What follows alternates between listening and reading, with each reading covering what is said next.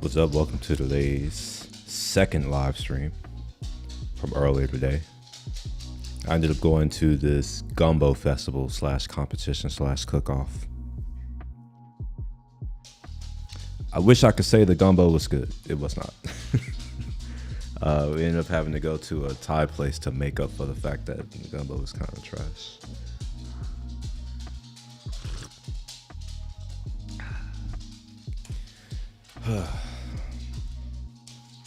But yeah, anyway, I'm going to be working on just playing around with some stuff. I'm mostly playing around with some tech.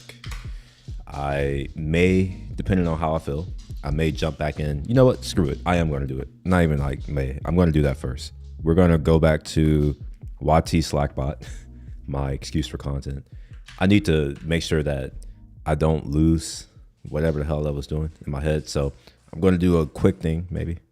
Quick me in an hour or so. Let's go ahead and go to Supabase, and I'm pretty sure that the project is shut down, so I got to restart it up. Oh, maybe not. Oh, it's still up. Okay.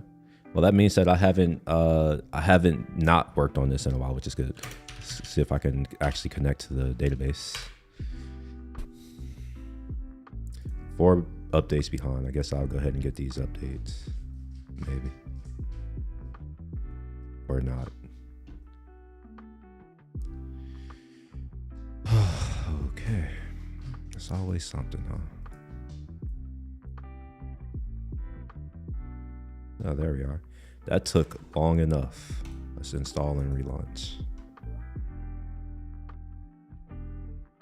And we will connect to YTTGen, try again. All right, so the database isn't actually on, which in the past it would tell me that the database wasn't on, but now this is weird. Could not translate host name. I'm pretty sure that's the address. Let me pull this off to another screen right quick and figure out what's going on. Make sure it's the same URL. Honestly, I wouldn't expect them to change these things. Let's add a connection. DB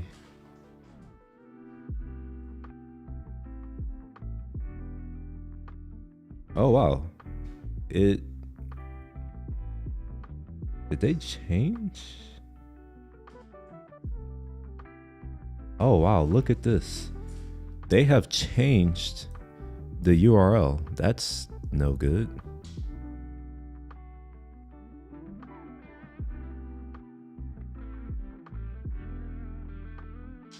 Oh gosh.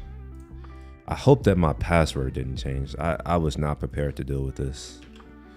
They've changed things. All right, let's try to test that. Server port failed, tenant or user not found. Okay, so the username is changed as well. I'm not a fan of that. I don't know why I wasn't informed, or maybe I was informed and I just didn't look. Connection failed, same. We're a different port now, so everything has changed. A different host, different port, different user. From server and scram. Wrong password. Oh my gosh, it's the same password that it's been, but oh my gosh. Is this even the right project? Let me confirm this is even the right project. Yeah, it is. This is the right one. Okay.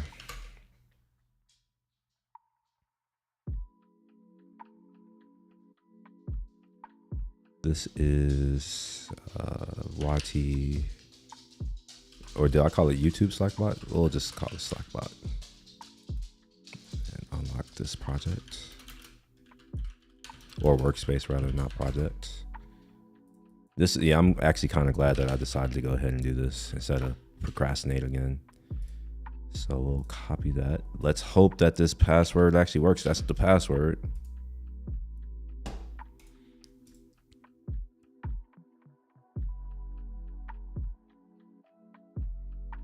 Enable branching. Oh, okay, all right. Oh my God, this isn't great. This is not a great experience because they've changed this, and I don't think I was informed. Everything has changed. This host is different. The port's different. The user is different. The password is, I guess I'll reset the password. This is a password to yours, so it must be strong. All right, we'll just put the same one. Reset. Failed to reset password. Unrecognized role option. Author user. Oh my gosh. Line 6, author user Postgres password. And I guess, yeah, sure. Put my password in plain text. Why don't you? Yeah. Fuck.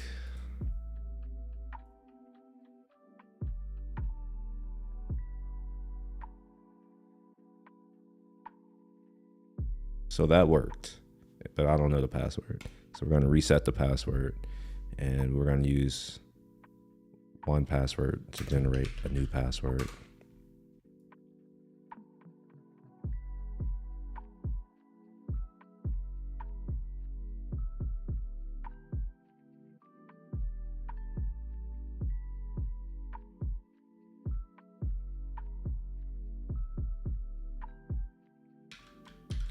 All right, let's reset again. I'll put the password that I just generated.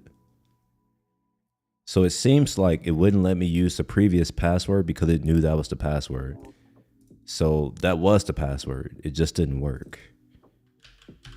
This is insane. And oh my gosh, all right. Copy all of this again. Maybe I've copied and pasted wrong. Database name, yeah, we'll connect to Postgres. The port 6543. For whatever reason, all of these are coming up as yellow. I don't know why. And yeah, we'll try this again.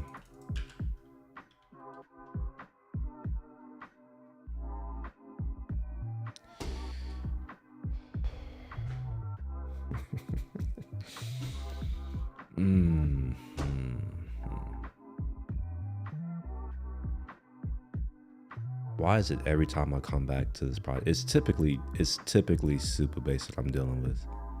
Every time I have an issue, it's generally a Supabase issue.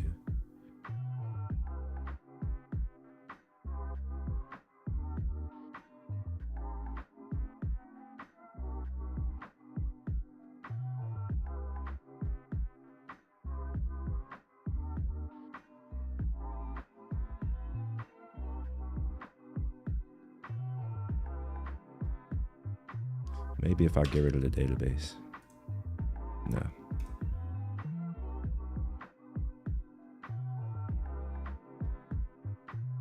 All right, I think I need to check my email because obviously they've done something, and I must have missed all of the communication around how they're gonna fuck me.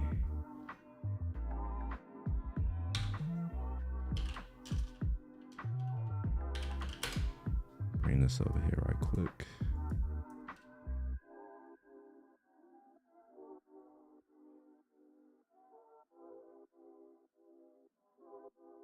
All right, I don't see any. Wait, what kind of thing? Yeah, I don't see any correspondence from Supabase about this change. Let's go to. I think I have something specifically for SaaS things, if I'm not mistaken. Or you know, we'll just go to all. We'll just go to all, and we'll look for it here. So we'll say Supabase.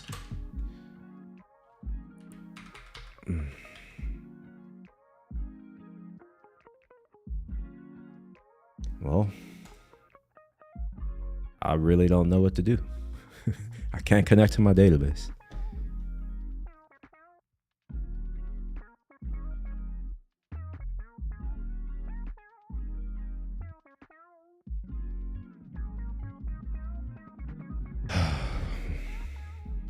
All right, I guess what else can I do other than try to reset this password again?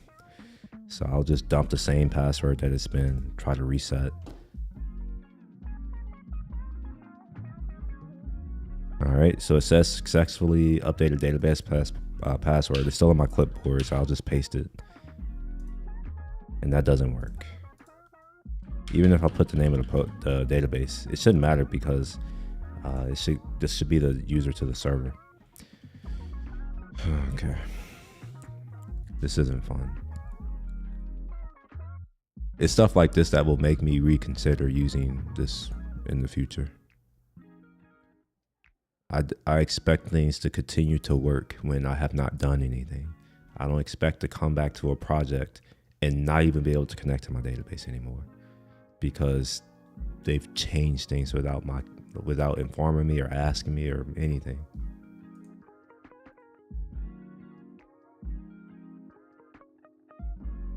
And I don't understand why I'm being connected to the puller, like the pull. Like I don't understand why I'm being connected to that.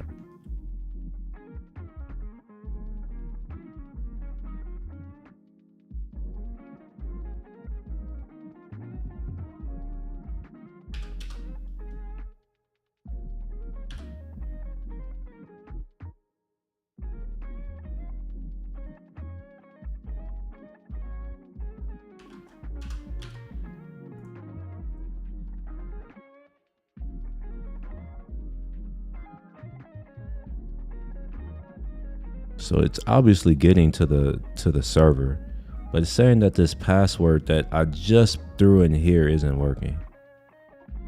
And I don't understand.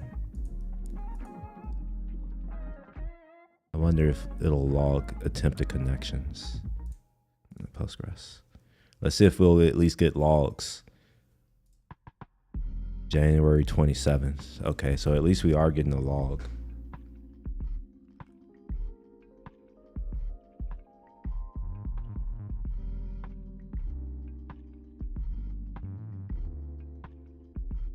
This host is interesting to me because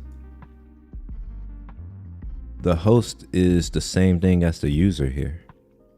That doesn't make sense to me.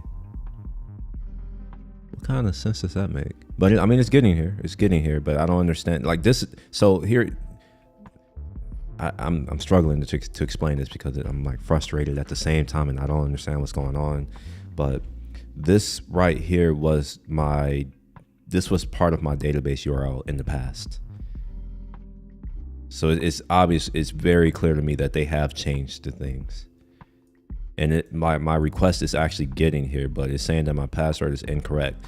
And I don't understand how my password can be incorrect because I just reset it. I literally just reset it. I'll do it again, you know. Maybe a fourth time is a charm. We'll reset. I'm gonna put in my same password. It successfully updated the database password. I haven't really changed it here, so I'll just test. Same issue. Let's try it generating a password. All right, we'll reset password again.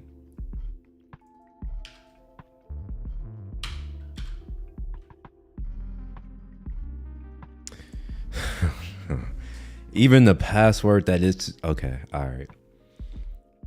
Okay.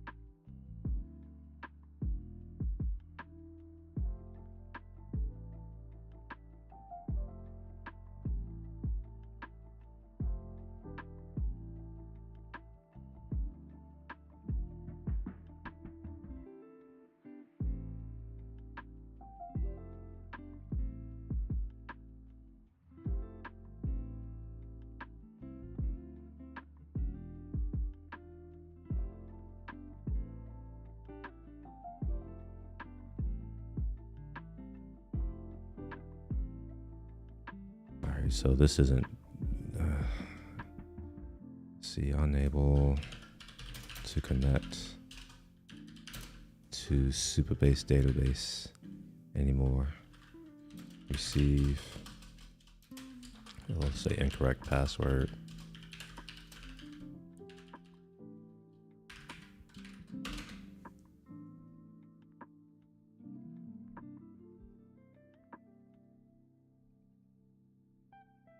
What?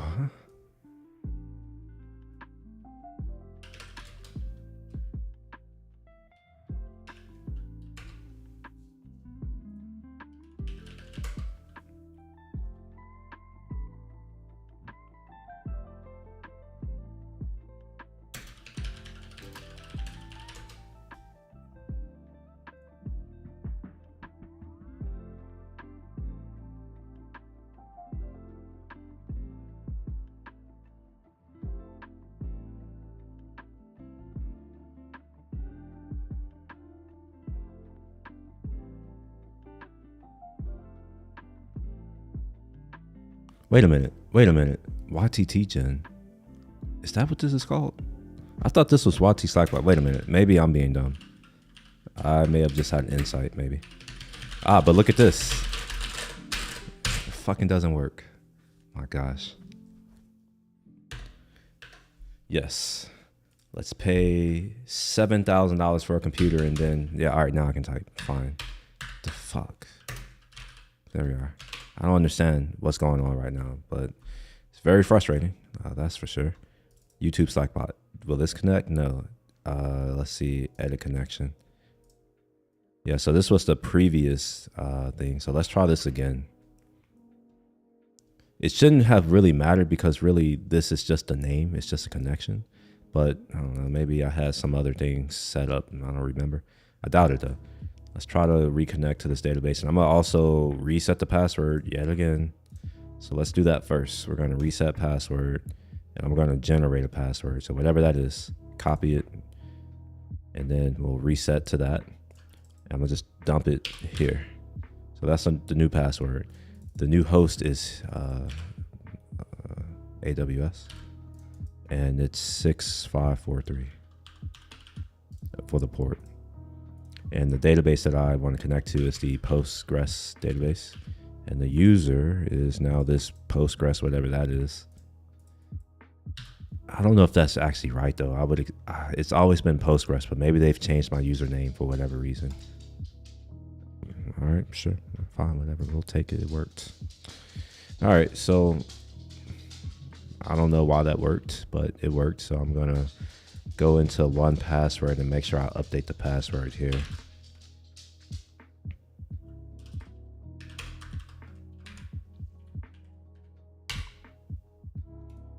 All right, so we now have that saved. Cool. All right. Oh my gosh, that. Oh man, oh my gosh, I don't even know. Okay, so I have that done now. Let's open up Visual Studio. I'm gonna throw this on another monitor workspace. And look at that, I'm experiencing lag. Isn't that great?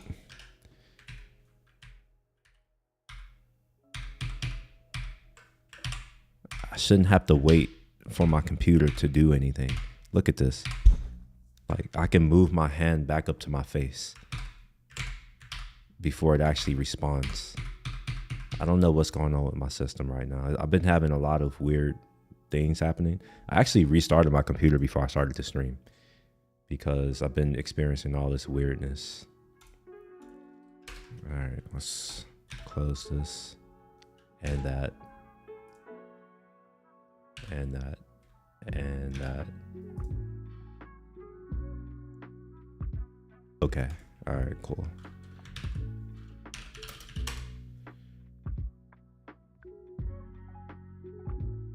Okay,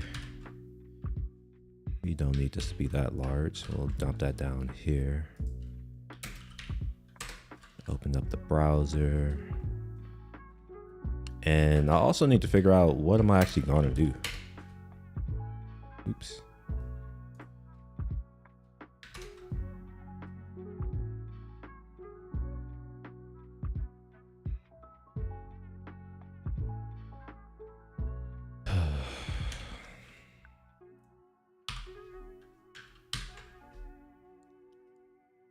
right, localhost port 3000, and we'll also go to my GitHub repo for this project. It'll maybe be a little bit easier if I just open up GitHub desktop for that. Oh, it's wait, do I already have? No, I don't. I forgot I restarted my computer. All right, so I'll get that opened. And I guess I should open up Slack just in case. This is YouTube, or maybe not, Slackbot. Yeah, YT Slackbot. Perfect. We'll open up GitHub.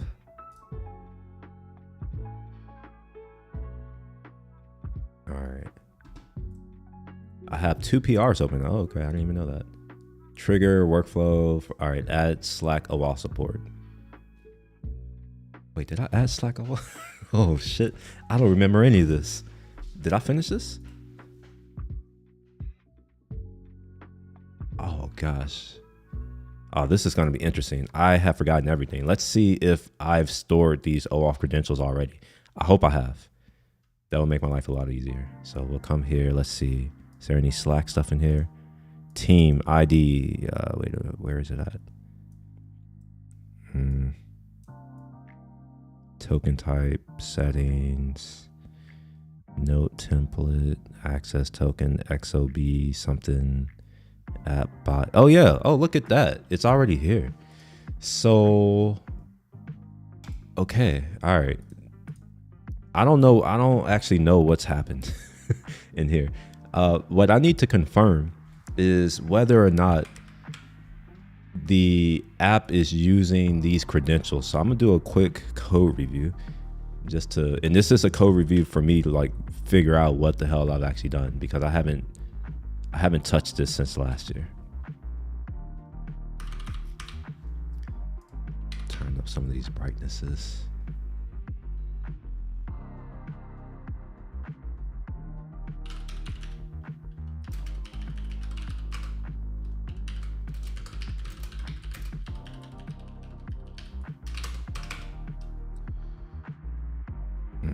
Okay, so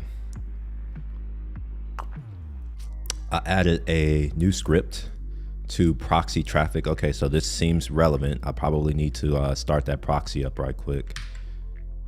I forgot what it was for, but I'm pretty sure I wrote it down somewhere. Hopefully, maybe, probably not though.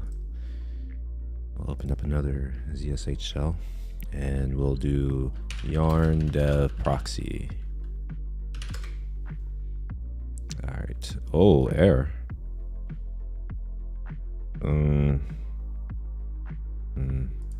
Is that in there? Let's see.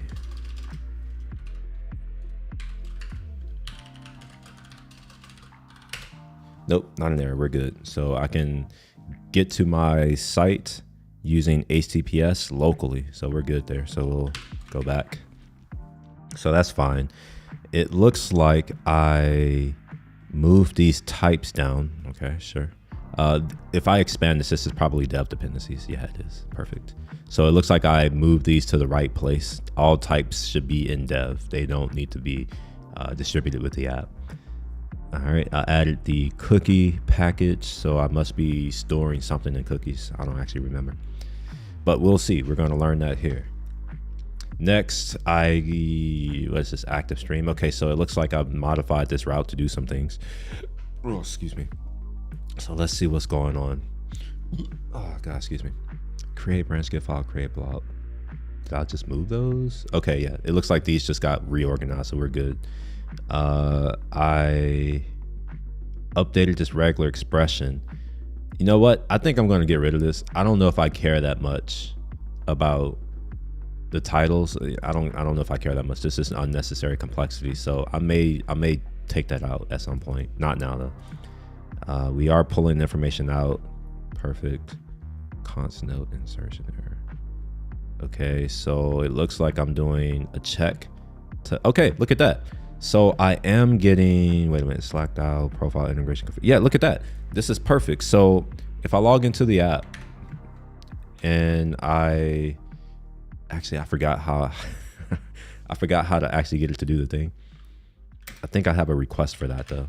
Hopefully my ID and all that crap hasn't changed. Maybe. Is it gonna open? Here we are. So we go to YT Slack bot, and let's just try it. Let's just do get active stream. Maybe my authorization will be good, hopefully. All right, it's compiling the route. It compiled the route. Okay, 401 error, not authorized. Huh. I don't know if I believe that.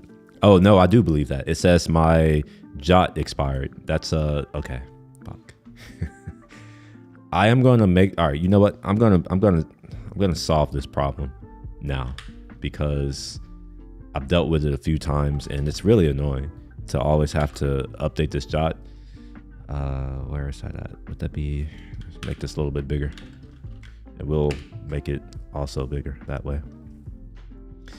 Okay, so I should have something. I think it was in common, maybe auth. No, let's see, where's common at?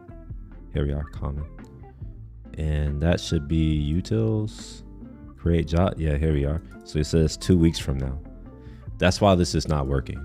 So I'm not going to change it yet because there was a reason why I did it that way. So we'll log in and we'll just regenerate the jot.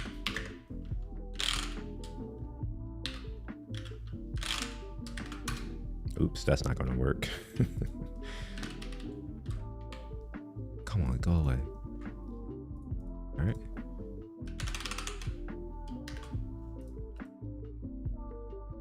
Okay, so we're good here. Slack, I'm already logged in. And let me pull up my Slack channel for this. Slack dev testing. All right, perfect. And let me hide my sidebar. Okay, here we are. So we're going to regenerate this key.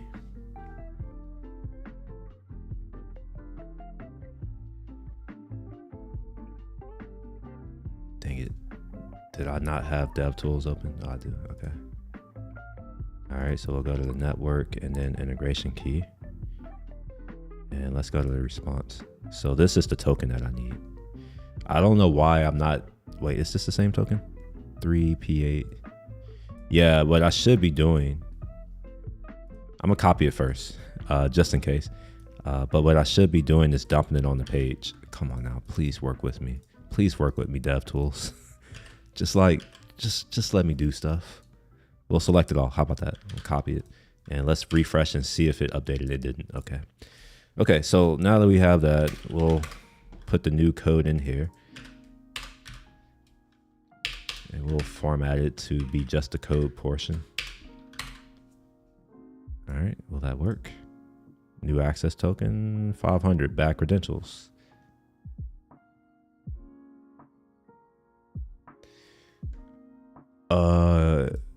Is it though?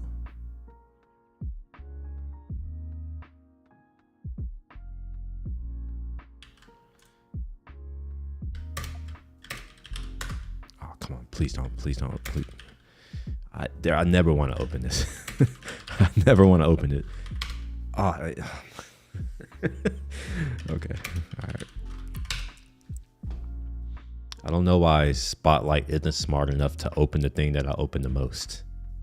It's baffling sometimes. So this is the wrong key, no wonder. Okay, so I wonder if it's this key here. Let's check. Authenticator, no, it's not that key. Session ID, it's not that key.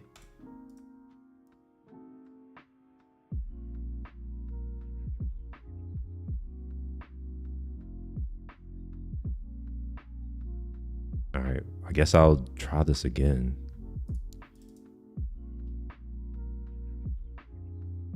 I don't know why it's so hard to see this all in one shot, or to like select and copy it. It'll work this time, maybe. Yeah. Oh, no, it doesn't. See, when I try to select and copy it, it undoes itself. It's really strange. Why is it doing this?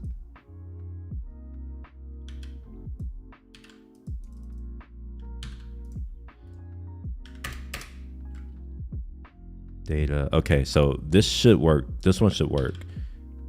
But I thought that's what I just put in here. That should work. E whatever P8.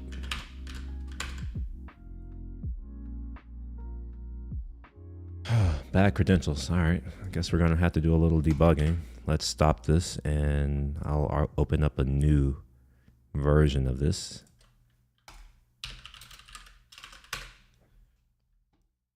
And I'm going to the active stream route, so we'll go to that, and we'll start here. Actually, we'll go into authenticate, see what happens once we get into here. Nothing's changed since the last time, so the fact that this isn't working is baffling to me. Unless I'm in another repo, oh, I'm sorry, another branch, and I don't realize it logged me in. What branch am I looking at? Maybe that's part of the issue. No, this is the branch. Wow, okay. So what was working the last time is no longer working, and I don't understand why. Even though I'm the one who wrote all the code, but that's fine. So we get our requests. We're going to authenticate the request. Let's make sure we get auth. Yes, we do. We get the token, and we're going to say if auth and use cookie. Am I using a cookie? False. Okay. All right. So if auth and auth last, all right, there shouldn't be a bearer here. So we should handle integration key at this point. So let's step into, let's go to that, and we'll step into integration key. All right, let's decode the jot. Does it? Yeah, it gets decoded. Let's see what we get, what object we get. All right, we get the integration key, expiration, issue that, okay. And then this right here is all for TypeScript. This is just TypeScript shit. So I can get types. It doesn't actually do anything. Okay, so we're going to try to get the user profile with the integration key. Let's see what happens with that. Does it fail? Does it get a profile? Data profile. Yes, it gets the profile. Okay. So we do have the profile. If there's no profile, we'll do some other things. We'll grab the integration config from the profile row, or yeah, column. And okay. So that worked. We're actually getting the profile.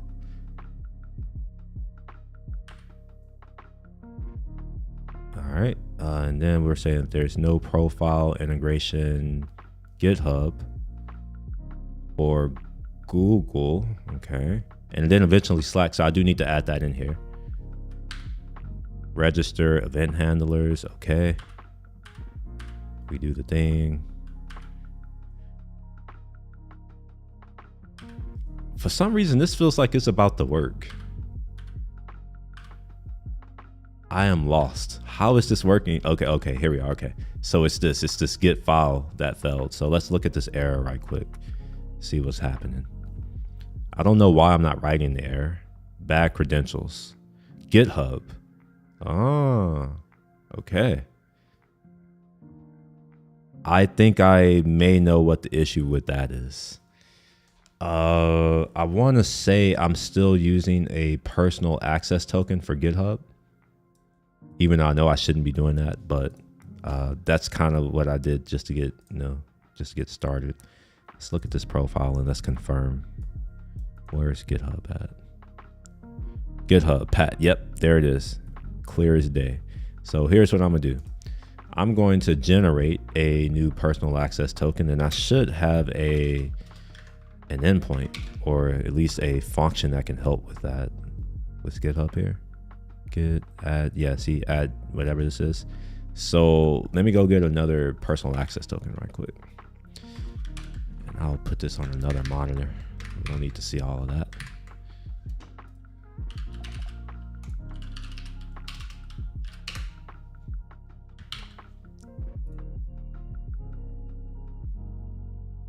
Right, let's see, developer settings, personal access token, fine grained. Oh yeah, that, all right, see, look, here's the issue. It expired. Ah, man, I'm dealing with all kinds of stuff today.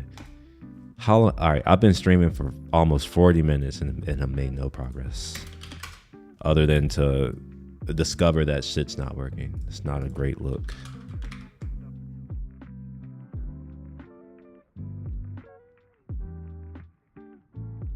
All right, yeah, let's delete the token.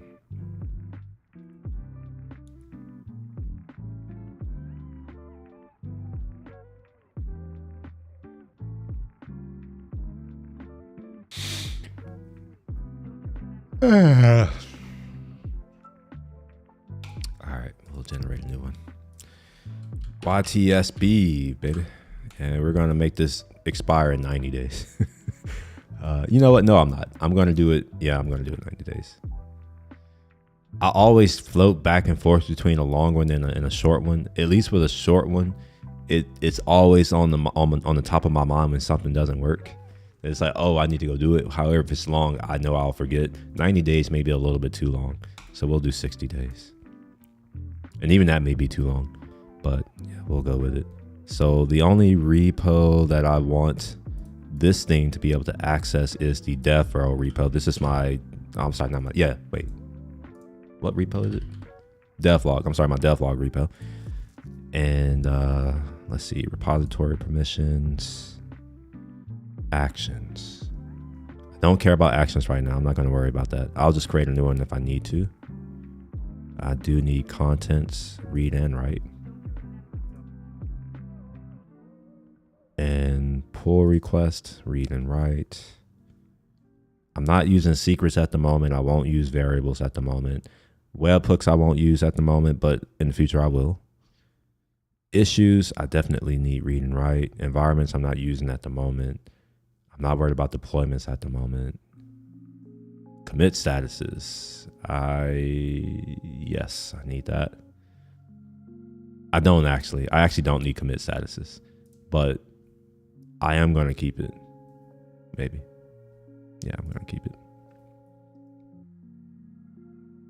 And this should be enough for what I need at the moment. So we'll go ahead and look at the account, make sure I have everything here. Yeah, we're good. It's not going to have any access to my account, just in case, you know, y'all see this token and it leaks, which it will. It'll only have access to very few things, to a repo that, you know, doesn't really matter to me that much. So let's go ahead and move on from here, and I'll dump this pad in, and I'm gonna go ahead and update this token. Oh shit, this is probably not gonna work. Off. Headers. Okay, maybe my bearer token is still the same, I hope. So let's just see what happens. Error, authentication error. Okay, fine. Let me take this new token here and dump it over here.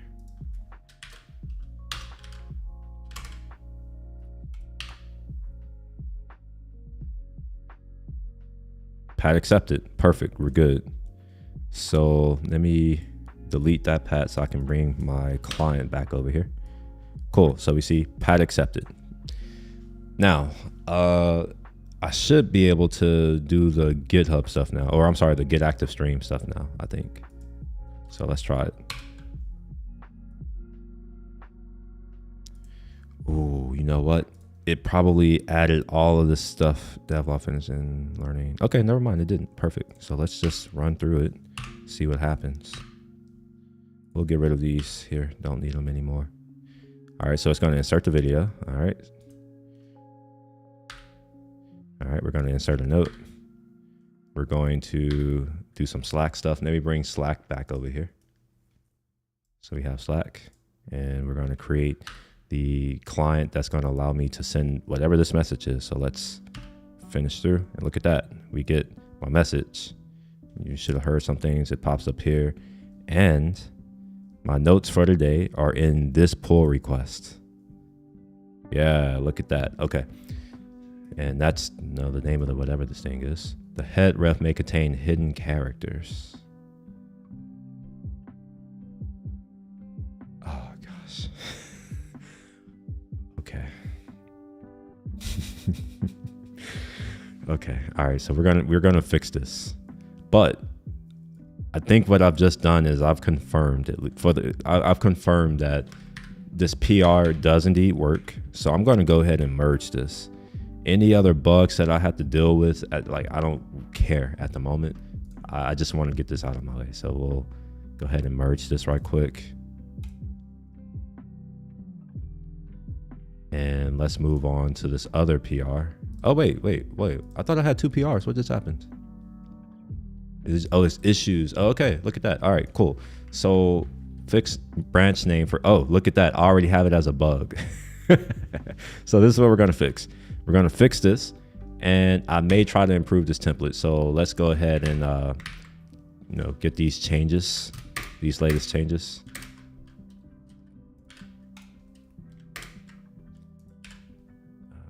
We'll move this back to over here right quick, and oops.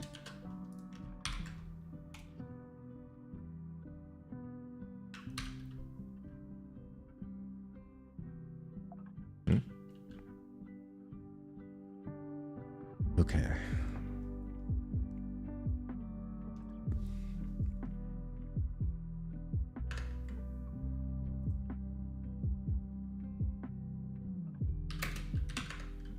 What is this project? This is probably Code and Color Slackbot. Yeah.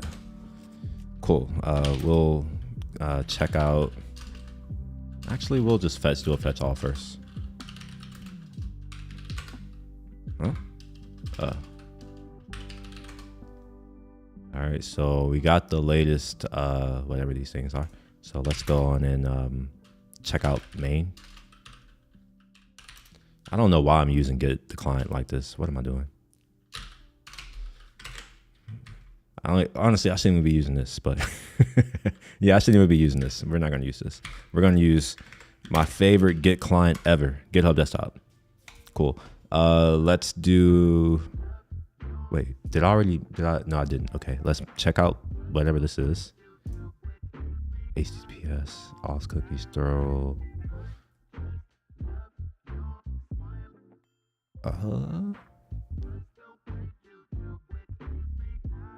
Wait, what is this?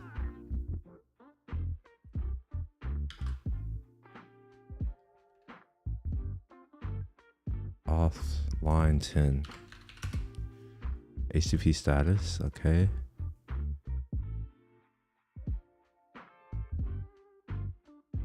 Wait, why don't I see that line? Line 30?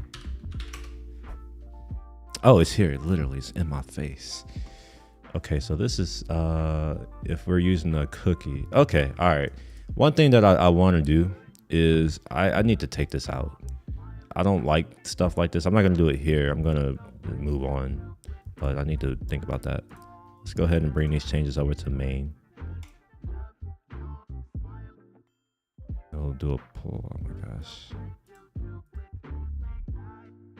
Ugh.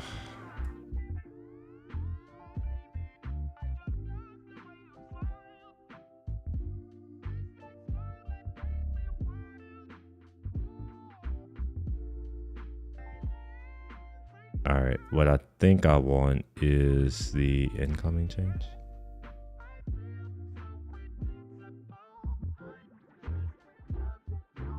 Oh, where is use cookie?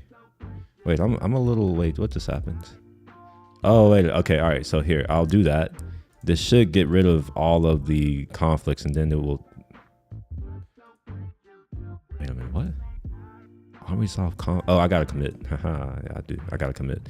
So we'll just say I don't like stuff like this, so I'm just gonna say I'm not gonna worry about the commit message. I hate doing that, but it's whatever. All right, so let's fix these merge conflicts. What I want is whatever the incoming change is. That looks right enough to me. So we'll save that off. All right, perfect.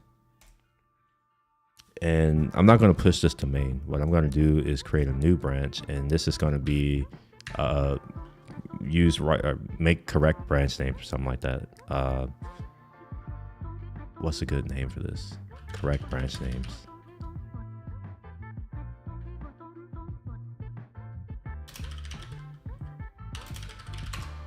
Okay, we'll go with that. And yeah, things should be still good, hopefully. We'll publish that.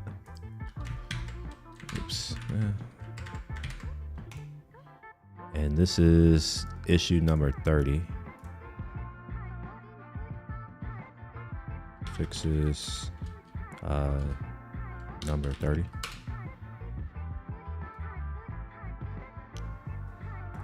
All right, so now we can actually start to think about this fix.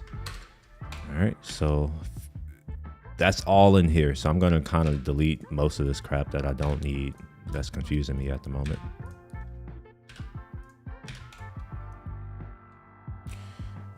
Oh God, excuse me. All right, the branch naming, where is that at?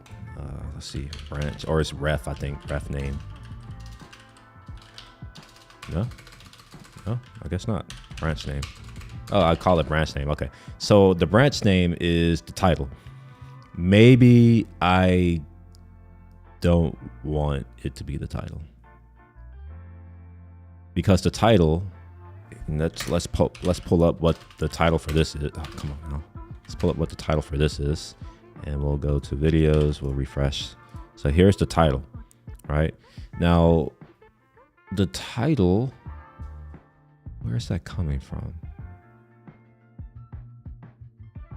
I'm using this regular expression to parse out the title, and I'm now thinking that I don't want to do that, and here's why. This wait, where's the I'm looking at the wrong one. Okay, we'll come back to that in a second. Let me close some of these other things that I no longer need.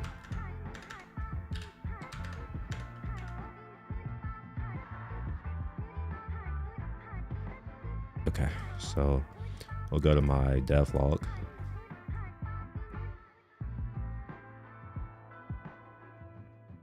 See this right here? This is an issue. First of all, this tells me that my parse didn't work, and I know it didn't work, and I know why it didn't work. This is why I'm like, I may want to move away from a regular expression because it's going to be too fragile. While at the same time, I don't want to, like, I don't know. I don't really have a great way of doing this other than to use random ass branch names. Which, you know, whatever. You know, I can do that. Yeah, so we're gonna move to a random ass branch name, and there is a package that can help me generate random values. Maybe I already have it. No, I don't. So we'll add that as a dependency. I think it's nano. And we'll take this version. I do need to confirm that it's called nano. I actually don't know. So let's confirm. Oh, come on now, go away. Oh my gosh. All right, so let's look for npm, and we'll look for nano. The official CouchDB, no, it's nano ID. All right, look at that. So I'm glad I actually searched for it. It's nano ID. And yeah, how do I install it? I don't know if it's nano ID or if it's like at something nano ID. I don't remember. It would be very dope if it claimed, like, if it were at the very top, like, what is it? So it's nano ID. So let's do that. We'll say nano ID. This version won't exist. So we're going to take 5, whatever that is. And does this have types? Let's see. Scroll up. Let's see. JavaScript. So we probably want to check if there is a type database for this. So let's do types, and then we'll say nano ID. Here we are. This is a stub type definition. Nano ID provides its own. Oh, look at that. Wait, it does? This doesn't say anything about TypeScript here. Let's see, types. TS. Oh, look. All right, index DTS. There we are. These are our types. Perfect. So I don't have to worry about building out types or anything. So let's pull these latest packages. Cool. So let's go here, and we'll import nano ID. Import nano ID from nano. And I actually don't know if this is what it's called. Nano. Yeah, it is nano ID. Look at that. Perfect. And let's organize these so that it looks a little bit nicer. And branch name. Here we are. cool. So this branch name, we're no longer going to do this. Like, we're no longer basing it on title. This is stupid now. So we'll put it here. I'll just comment that out for now. And we'll say nano ID, maybe? No? Did I not import it? Did it remove it? It did. God damn it. Import. Oh my gosh.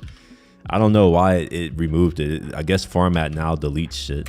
Oh, never mind. It always has. Never mind. I just don't know what I'm doing. That's what it is. Let's do here. So nano ID. It's just a function. All right, yeah, in size. We'll just say 6. Right, and that should be good. And here, I actually want to show what this does because maybe I don't really understand what's happening here. So let's first install nano ID globally in nano ID.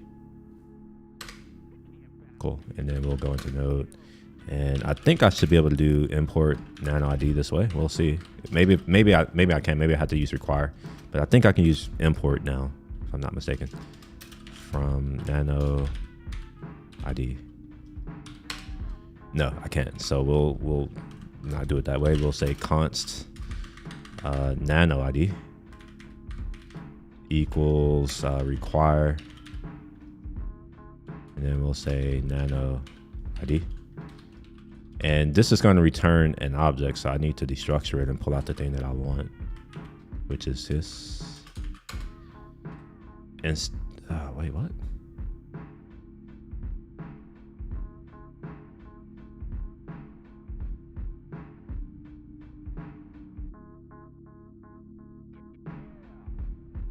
I can't use require here?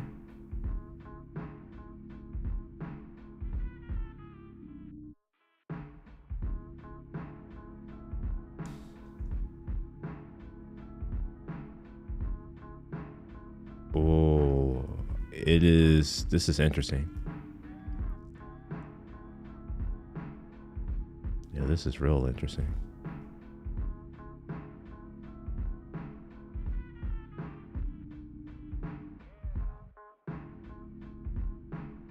What's interesting to me, just so that it's very clear, is that it's using node modules in here.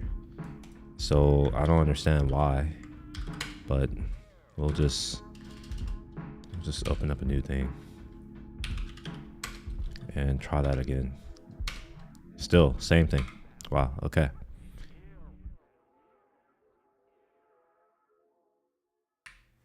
I was not expecting that one. Maybe I'll just do this right here. We'll just say that nano ID is already okay. Well, I don't care. Like, I really don't care. I didn't like that either. Cannot find name nano ID module. Wait, huh? Did I not just install that? Am I tripping? Let's see, npm. Let's do. Where would npm install packages on this machine? Would it be? We'll just say which node modules. Okay, locate. Node modules. I forgot which only works for programs. I don't know why that was in my mind. All right, so there are a lot of things that are using node modules. Look at that. Okay, it's a lot more than I thought it would be. So let's pipe this into a pager.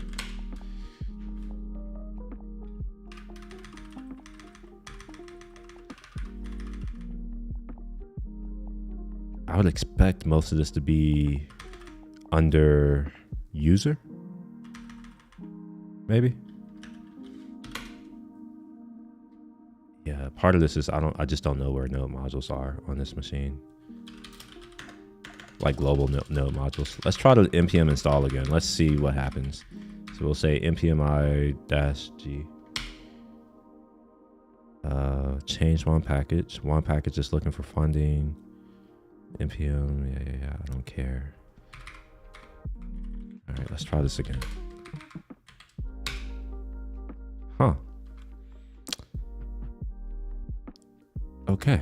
All right, well, screw it. I guess we're going to test this inside of the context of here, which is a suck ass way of testing this type of stuff. I don't enjoy it. Or let's try to do it in Quokka. So we'll do a new JavaScript file and we'll say, we'll import nano ID. I think this will automatically like go and pull it out for me if I'm not mistaken. Nano ID. And then we can say nano ID and we'll say 6 const ID equals that. Say 6 and then let's pull out our ID. Look at that. All right, there we are. All right, I don't know why I didn't just do this. I forgot it. Like I paid for this years ago and I don't even use it. But here you see we have GB, whatever that is. And there is an option, I believe, where you can make these like lowercase or something like that. But I don't actually remember. But we see that's how it works. We're good there. So let's continue here. And what I'm going to do is I'm going to make this 2 lower because I really don't care to deal with potential upper and lowercase issues. So now this is going to be my branch name. Oh shit, what did I just do? It's not what I wanted to do. All right, so we now have a new branch name. Yeah. And file content, what's that? How is file content looking? We get the, yeah, that's fine. All of this is fine. And this is coming directly from, what's the thing? From my description. So if you look in the, I'll pull that up right quick so that we're clear where that's coming from. And how do you do this? View channel. And we'll look at edit video. And you'll see here, that's where this is coming from. Mostly hanging out while whatever the hell I'm saying. And that's the same thing here. Mostly hanging out while whatever the hell I'm saying. All right, so let's edit this. It's not gonna let me edit. And it looks like I'm still dealing with these slashes here, but I don't care anymore. I'm not gonna deal with that. So yeah, this is actually pretty good. Now I get to check to see if this new branch naming strategy is gonna work. I know it will, but I have to test it.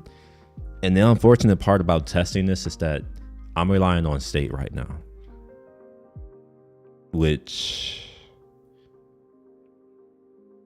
I kind of wish that I can just skip through stuff, and maybe I'll do that. At the moment, if I detect that the video already exists, I kind of just like say, I basically break essentially, and I throw an error of some sort. It's not a real error, but I just don't do anything else. I think I want to change this behavior because to date, what I've been doing to test this is to delete all of the state in the database. I think I'm going to delete all this shit right here too, like this parse regex, regular expression. I'm not using this anymore. I was using this to get the date and the you know, all this stuff, but I don't know. I don't think I need it. Yeah, see the title, I'm using that. Let me show where I'm using that at. So if we look here at this file, I have to add a file in order to create a commit. But if you look at the name of this file, this isn't a great name for the file, right? You know, whatever that is, the date and then chill session, all this underscore BS. No, this isn't a great way to name a file. So what I think I'm going to do is just throw the date in there. Now I could pull the date from, you know, this regular expression, but I'm going to remove a lot of this complexity. I don't want to deal with this anymore. This is buggy as hell. It's not buggy actually. It actually works. It's just that I am buggy. This regular expression will not work unless I type the title a certain way. It has to have devlog. It has to have the date. It has to have a pipe. It has to have a title in between a pipe, and then it has to have another pipe, and then it has to say some other crap. This is going to get rid of all of it. I will no longer be beholden to that anymore. So we're going to get rid of all this regular expression BS, and we'll get rid of this title date. I can make up the date. You see here where I'm like, I check to see if I get a date. If not, I create the date here. Now all I'm going to do is just create the date. Just do that. So we'll say, I don't know, now, right? So we get now, and then we create our date. for the title, but this is going to be our file name. So that's actually what this is going to be. So I can make this a little bit easier. So file name is whatever the title date is, this right here. And then there's the underscore of the title. I don't think I'm going to worry about this underscore title, but this does need to have the .md because this needs to be a markdown file. And then we'll rename this to file name in a second. So we'll call this file name. Hopefully I spelled that right. Yeah, it looks like I did. File content. At the moment, it's just going to be like, it's just the title. And here, let me show what that is. So I'm putting this here. So that's still going to be there, I think. Maybe. So full title, yeah. So I'm just going to dump the full title in there. And I don't need this variable anymore. That's just going to add confusion. So we'll come into here and we'll say the file content is going to be whatever is in here, like whatever that is, that's going to be the new file title. Get rid of here, get rid of that. Don't need this title, it's confusion. So we have our file name, we have the content of said file, we have the branch name / ref name, and then we have a URL. So like we're going to create this branch. I don't care about the URL because it's just to create the PR, and the PR will eventually get merged and the branch will be deleted automatically. So that's why this is underscored. Technically, I don't even need to do this. I could just be like, no, await that. I could just do that. In fact, I am going to do that. Actually, I'm not. There's a reason why I'm doing this, right? So for debugging purposes, it is really useful for me to be able to, watch a variable. So that's why these are here like that. So we'll leave that alone. And let's come here. We're going to create our type PR, and then we have our branch name, and then the title, it's going to be, I guess it's just going to be the file. I don't know. I guess it's going to be title this. Like, why not? Actually, I don't like that. We're going to come here and we'll call this title. There. And then we can say that this is just going to be the title. And this right here could be null, essentially. But for the most part, I'm going to pretend like it can't be null. So we have our title, and then, yeah, we're good there. Let's make sure all the other crap is good. So yeah, we're good. Now the next thing that I want to do is I want to make sure that I don't try to insert more than one video. And I think that this will get mad here. I thought I was checking to make sure that I didn't have an existing blog. Maybe I don't do that anymore. I don't remember what I do. It's been a while. And why is this? Why did I must have did that. All right.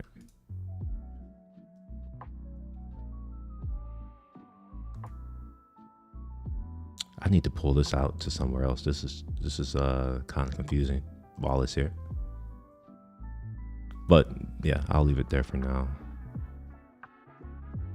And you know what? I'm gonna go ahead and check for Slack because I have Slack implemented, so we're good there. So we'll just say we'll say not profile dot integration configuration. I have a better way of doing this. This is silly at this point. This is kind of silly. So let's try this out. We'll do const, and then we'll do these things. We'll say we'll just call this A for now. All right, and then what I'll do is I will throw all of these things. Well, yeah, actually no, I had to pluck these out first. So we'll pluck these out first from the profile integration configuration, and we should be able to get GitHub accept. Dang. The fact that this is nullable is making making my life harder, because I can't destructure this because this could not actually be there. So I actually have to do it the way that I'm doing it, which, oh my gosh, I hate it. I hate this. integration not configured. So we'll say integrations configured, integrations configured, and that's going to be equal to these things here. So I'll go ahead and kind of do the same thing. We'll say Slack like so. So I'm just gonna, yeah, we'll leave it. We'll just do it. It's fine. We'll have a big if statement. I don't care anymore. All right, we're gonna register these event handlers. Okay.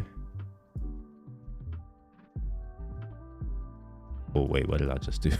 Wait, what was that? That was interesting. Okay, so we register the event handlers, which is what we want to do. Okay. Now I can delete all these comments. These are useless to me now, and I don't care about this anymore. All right.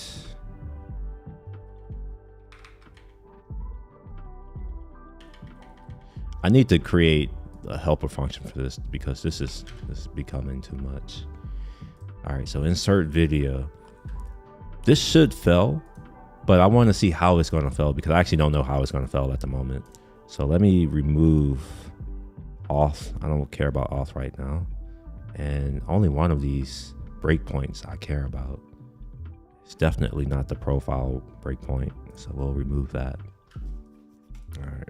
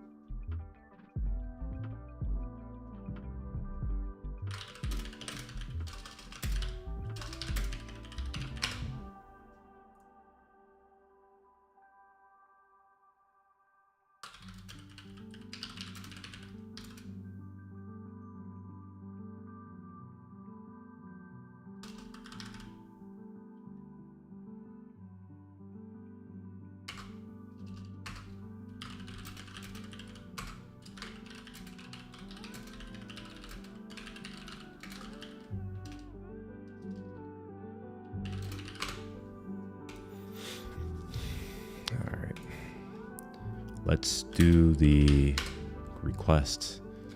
I want to, like I said, I expect this to fail, but that's not really what I care about. Wait, oh shit, never mind. I shouldn't expect it to fail. It won't even work right now. Let's build it. All right, now I am going to expect this to fail, and I wanna see how it's gonna fail. That's important to me. So let's go ahead and do it. And if it doesn't fail, then maybe it's fine. Maybe it's not that big a deal. But it's going to try to insert this record here, and it should fail. Hopefully, maybe. So it's going to take a while because we have to build the route first.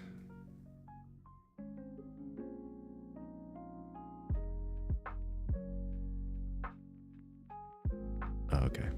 So this is the line that should fail. Oh, fuck. It didn't fail. Ah, shit.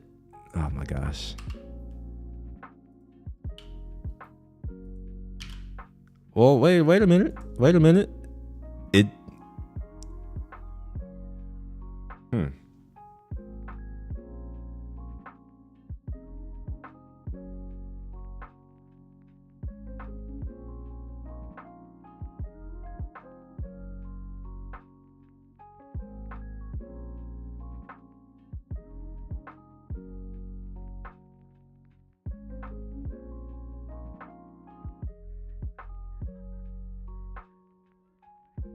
Walkie-talkies don't work via notifications. That's not what it is. It's real time.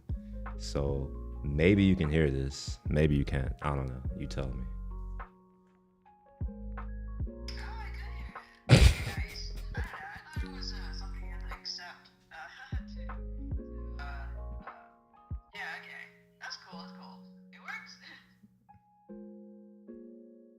Yeah, it's pretty dope. All right, cool. All right, so I have just used The walkie-talkie on the watch. This shit's dope. I've never used it. It's actually kind of dope. All right. Anyways, where was I? I am confused. Why it didn't insert? Well, no. There's a few reasons why I'm confused. First of all, this worked. This shouldn't work unless maybe I removed some logic in the past and I just forgot. But I wasn't expecting this to work. But whatever, fine, it works. My second issue is, I would have expected to have received obviously I was expecting to receive an error saying that the thing is already in there, but no. And then after that, because I didn't receive an error, I was expecting to see a new record in here, and still again, no. So either I am better than I think I am, and I've already planned for this in the future or in the past, and I forgot about it, or I don't know what the hell I'm doing. It could be a mix of both though. No, it's not. It's definitely not a mix of both. Look at this. Yeah. It's not a mix of both. So I have a bug, I think. Let's go to my browser right quick.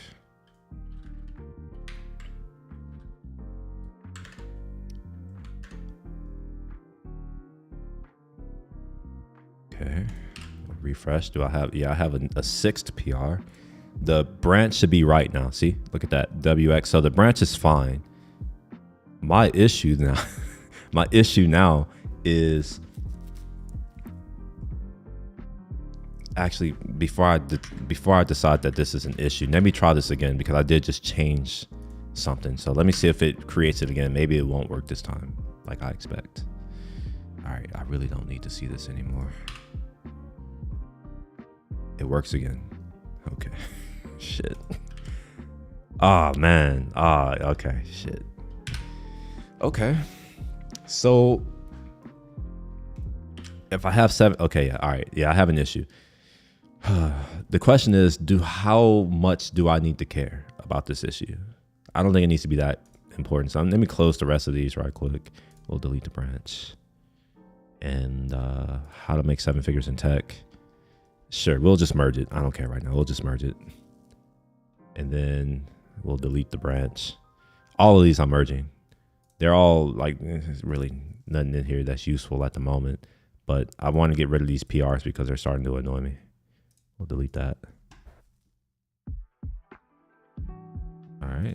And come on, GitHub. You do it. There we are.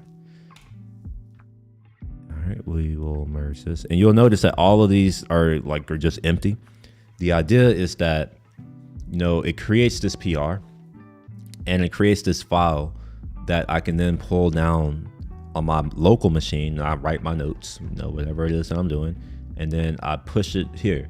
And then once I'm done, I what do you call the thing? What do you call it? I merge it, and you'll see what you'll see what that's going to result in a bit. Let me merge this right quick. Finishing. All right, yeah, I literally just, I didn't literally just do this. This was a long time ago. So we'll merge it. And right now these devlogs are useless, but that's okay. We'll get there. Let me delete this. We don't need 2 of the same thing. And let's go to the code. And you'll see here, these are the devlogs that I'm creating.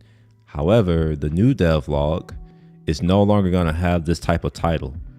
So let's look at what the title of the file is now. See, it's just the date. And that looks right. This isn't the format that I want. I want this to say 01.27. There's a reason. On your file system, it's using lexical scoping. And if you've ever seen in a list of files, for whatever reason, you'll have 10, but it won't appear in the order that you expect it to appear. Or maybe not 10. Maybe 10 isn't a good one. I don't know. I don't have a good example of it right now off the top of my head. But I don't like this title for the file. I want it to be 0. So let's see if I can fix that. Let's go to the title. And there's the now. So you're getting the full year, now, and then month. Okay, so this is where could do a little bit of, yeah, I could do a little bit of logic here.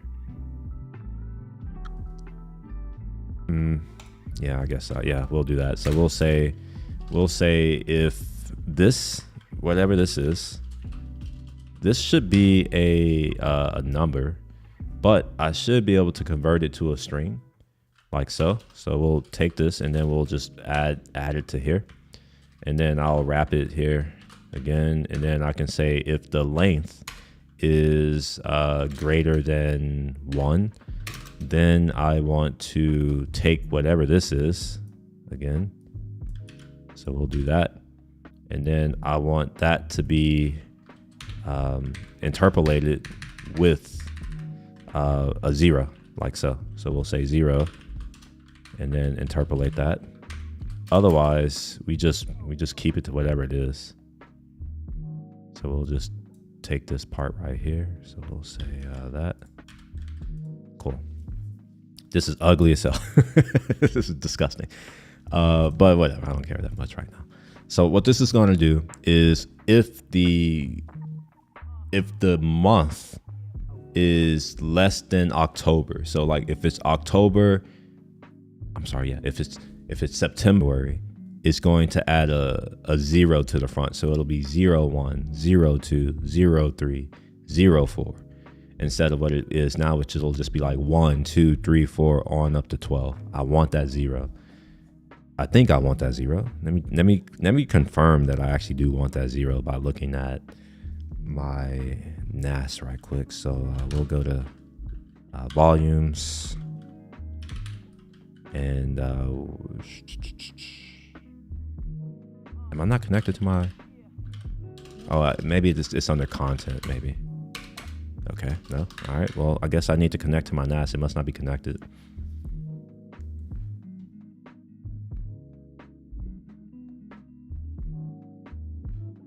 Yeah, I wasn't connected. Remember, I restarted my computer before I did this, so for whatever reason, it doesn't automatically reconnect to my NAS, and there are other things that it doesn't. Oh, wow, it failed? Wait, what?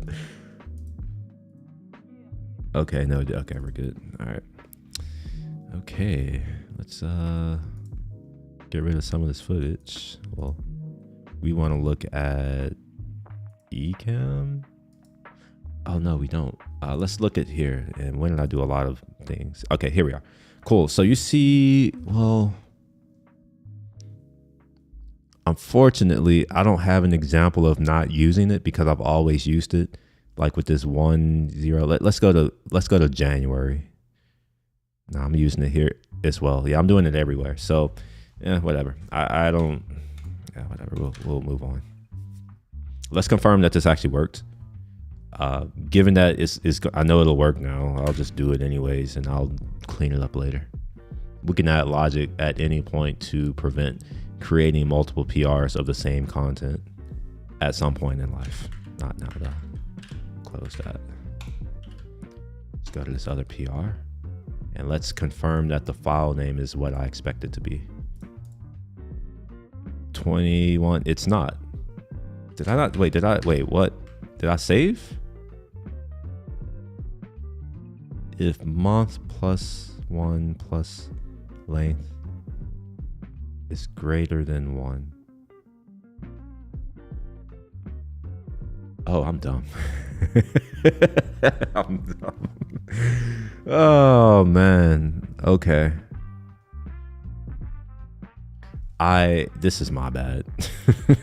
I'm stupid. Okay, we'll put that here, and then we'll take this and put that there. Oh my gosh. All right.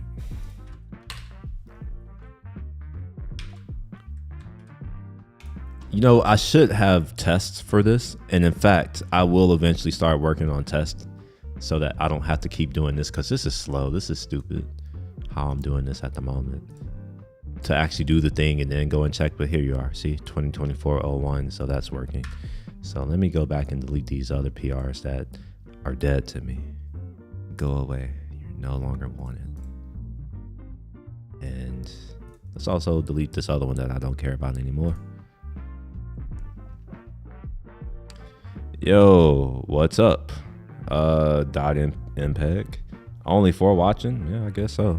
It says 6 for me.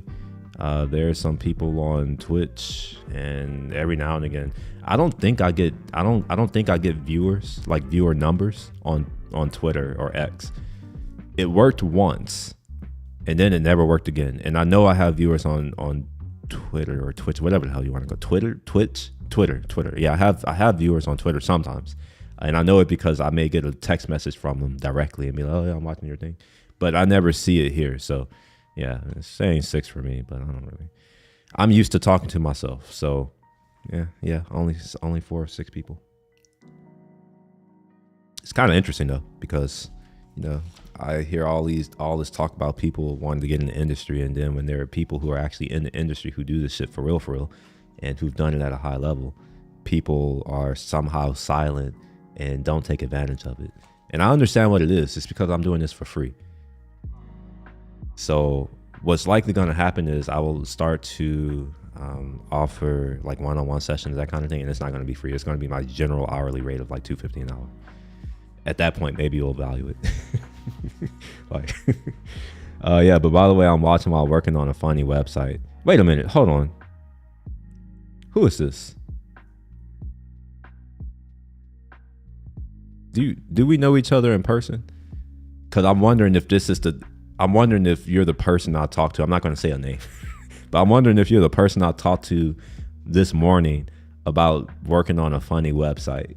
That's why I'm curious. I'm like, who is this person? And then I got Premium Forges. So yo, what's up? Watching while building a new PC. That's what's up. Are y'all going to be around for the Vision Pro? Do y'all have any questions about the Vision Pro? I'm getting mine next Friday.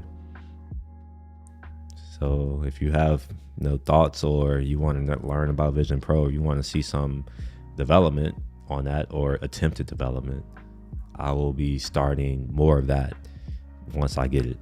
I got blocked the other day. Unfortunately, you don't have access. Like there's a certain entitlement called world tracking in ARKit. Is it ARKit? Yeah. I think it's either Reality Kit or ARKit. I forget which one it is. But in order to like develop, you need world tracking. But the simulator on Mac OS, it doesn't allow you to do it. You have to do it on device.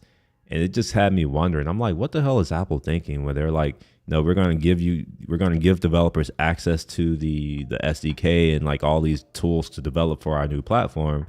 But then when you actually try to develop for the new platform, anything beyond the glorified iPad OS app, you can't do it. You have to wait until you have a device, which sucks, because I was working on, or at least I had an idea to, and it's for my language learning. Hey, what's up, Elizabeth? How you doing? So I had an idea to use my Vision Pro to like be able to like label things or objects within my house, and it'll show the pinyin as well as the Chinese character, both simplified, traditional, over that object. Along with, if I interact with it, I should be able to like construct sentences, or see different types of sentences that I can construct using objects that are in my view. And my thought process behind this is that when you're able to surround yourself, or more, I guess, if you're able to better, what's the word? Like, just like, I don't know, I'm gonna just say surround yourself, because I don't know what other word to use right now. But if I'm able to like have more of it around me, it should increase my reading comprehension skill, which is actually what I'm trying to do. As well as get better with location words. So if I'm looking at my desk right now, you all don't see it, but let's say I'm looking at my desk. It would be really cool if I can see, if I look at something that's like, keyboard, and it says whatever the hell keyboard is. And then if it says, I have my Stream Deck, whatever it is. I don't think that has a Chinese name, but let's assume that it did. I can see my Stream Deck, but it's behind my keyboard. So I would also be able to see the words for like Iho or Ichen, where it's like either behind or in front, and I can see those things in life. I think that'll help with just like matching the characters to the words that I know, because I'm borderline illiterate. Well, borderline. I can read, but yeah, not well. Anyways, let me try to catch up to some of these comments. What am I making right now?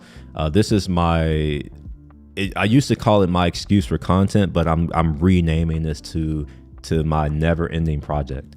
The idea behind this is that I do these streams, and there's a lot of like background stuff that you all don't see, like for notes, because I also use this for my own personal work, and I want to be able to keep my notes in sync with my videos, and also alert myself whenever I have videos. Here, I'll show it to you in a second. Let me open up my Slack dev testing channel. So it sends these messages here, and let's look at here. So it'll send these messages, and it gives me access to my stream manager, my YouTube stream manager. It should also give me access to my Twitch stream manager. I haven't started integrating with Twitch yet. And it should also give me access to my my LinkedIn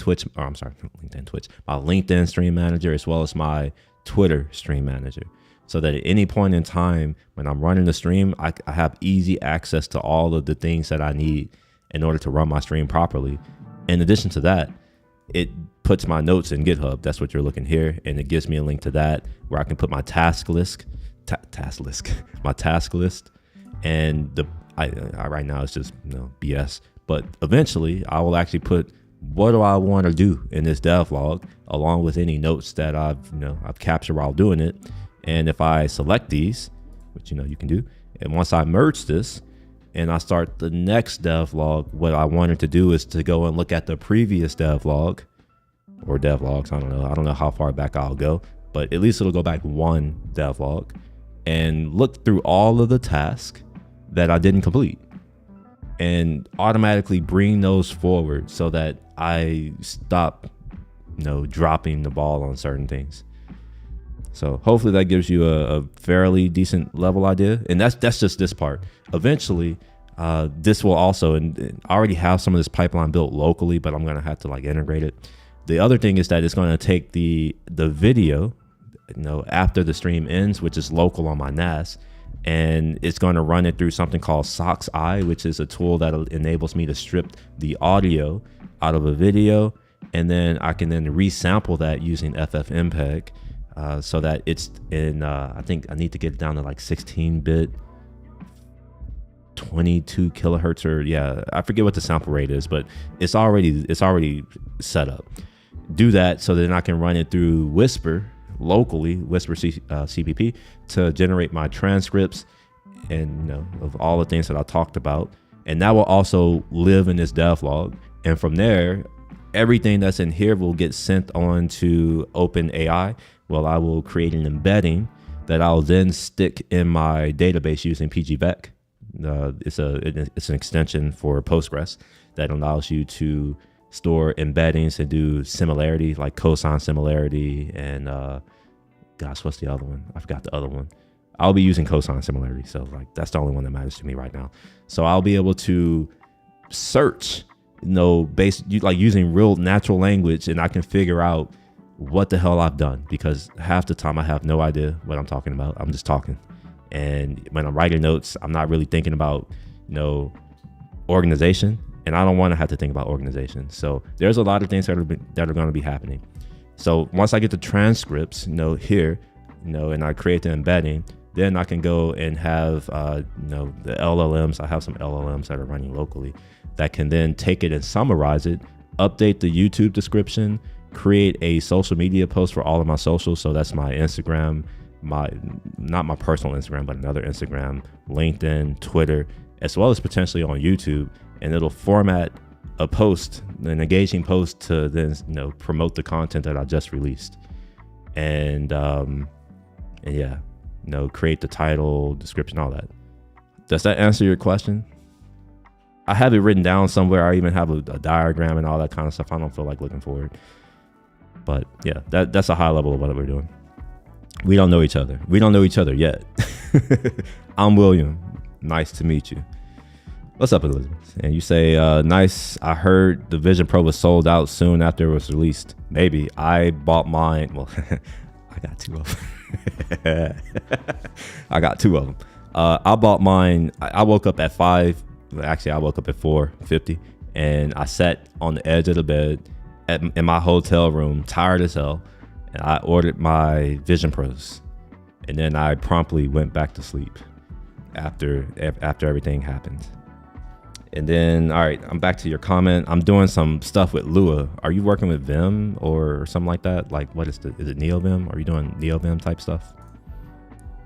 I'm not, wait, never mind to that too. I don't know what you're never minding to, but I'm gonna say okay. It seems like you understand what I'm doing with the so I'm assuming that you're good. Oh shit, what did I just do? Why is this not locked? I thought I locked this so that I can't accidentally fuck up shit like I'm doing right now. Damn it. Yeah, now y'all are saying I'm a half-ass streamer. It's cool though. I don't get paid for it. I'm an amateur. Should make a Discord server. I joined. I had a Discord server, and there were a few people in it, but it was dead. And I was just like, I don't want to deal with it. I don't like Discord in general. I'm a Slack person, and I have my own Slack, but it's a private kind of thing. It's not that private. Like, there are other people in it. It's just that, I don't really promote it that much because in my experience, like when I've made myself available to people to do anything, they don't take advantage of it. So now I'm moving a different direction where I'm focusing more on myself and, the people who, either choose to talk to me or not choose to talk to me, I didn't reciprocate. So yeah, it's the new 2024. So it's like, if you're someone and, if you find that I go silent, well, it's because I'm reciprocating. I'm doing what you do. And this is for like, these go on VODs. So this is for those people too. But yeah, like, I don't know, maybe in the future, there's some other folks that are in the Slack and maybe they want to like do the Discord thing or run it. I mean, I'm happy for them to do it, but I am in a Discord server, but this is also like, I don't know if it's an invite only one, but it's like a YouTube creator Discord. I'm not going to open it because I don't know if I should. So, but yeah, if you ever want to get in touch with me or whatever, just follow me on Instagram. That's a really easy way to message me. You can also message me on Twitter. Just keep in mind that I don't really use Twitter like that, so you may not get a response for a few weeks, months, or even a year or two. But I'll eventually respond when I get around to it. LinkedIn, I check LinkedIn maybe once or twice every quarter to 6 months, so you could message me there too, but do that at your own peril. Instagram is the way that if you really want to get a response within a day or two, that's probably your best bet. But I also have ways that you can reach out. If you go to my YouTube channel, whatever, or any of my social media places, you can get to my link tree, and I have ways that you can get in touch with me there. I think maybe. Yeah. All right. So let me make sure that we're all good here. All right. Cool. We are. All right. So let's go back to this code base and let's delete the things that shouldn't be here. First of all, I am actually glad that the video stuff is working. And I think I understand why the video stuff is working. It's because this ID, if I'm not mistaken, this ID comes from YouTube. So yeah, look, that's why. So it seems that Supabase knows that I'm trying to insert something and it's just like saying, yeah, whatever, we don't care. And here's how I know that. If we look at this, oh man, I want to look at the type. Where's the type? Yeah, see here. So all this does is return an error, and this is probably erroring. It's likely returning an error. The thing is that I don't care about the error. So this is why this is able to work. On the other hand, this insert note, I want this to, wait, profile ID, broadcast ID. Wait a minute. Notes. Profile ID, broadcast ID. Let me look at this right quick. User video note URL. So user video. So all of these are the same. So I think what I want to do is I need to make sure that I have a composite key between the user and the video. Yeah. I think that's what needs to happen. I need a composite key between the user and the video. Now here's the thing. I think I am using Superbase's introspection to look at the database and make changes to the types. So I should be able to just add a new key. I hope. I don't know. I've never actually done it after the fact, but we're going to see how well Superbase supports this particular workflow. And I'm not even using the latest version of Superbase. Maybe I should I should probably update. I'm not going to update yet. I should do that. I'll do that later. Anyway, let's add a new index, maybe. And we're going to make this a dual column thingamajig. So what is the name of the column that I care about? Is it user? And video. Okay. All right, and then we need to give it a name, so we'll call this user video ix. And which indexing algorithm do I want to use? I guess the default is a B tree, and I guess a B tree is fine for this. Yeah, it should be fine for this. All right, and yeah, let's add that, and then I'll just add a comment. I'll just say ensures only one note is added per live stream video, per live stream. Okay, is it going to create it? Did that not do it? Okay, it did. We'll save that. Okay, so now we have this new index here, this composite key index, and maybe I should call it, yeah, whatever, I don't care. Maybe I should call it C key. Yeah, we'll call it C key, so that it's clear to me that this is a composite key. All right, cool. Now let's try to run this again, and it should fail, or at least it should error here. And I'm going to throw a breakpoint here, just so that I can make sure that I do get an error. And if this doesn't fail, then I don't know what the fuck to do. It should fail though. Okay. Oh shit. It didn't fail. Ah, man. It didn't do what I thought it would do. Shit. Or maybe it did. Maybe it didn't. No, I don't want to. I mean, maybe it didn't. No, okay, it didn't fail. Shit. Okay. Interesting.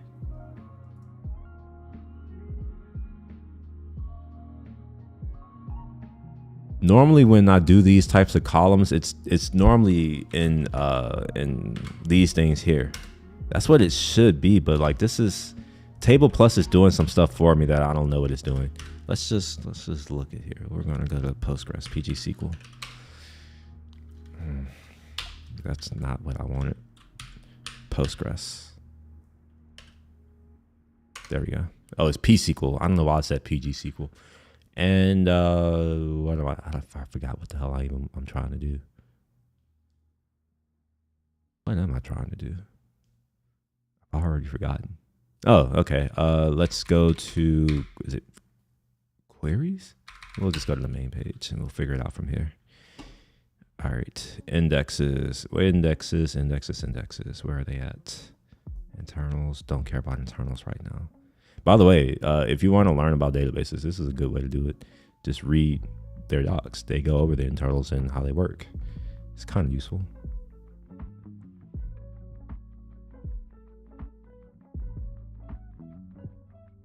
Multi-column indexes.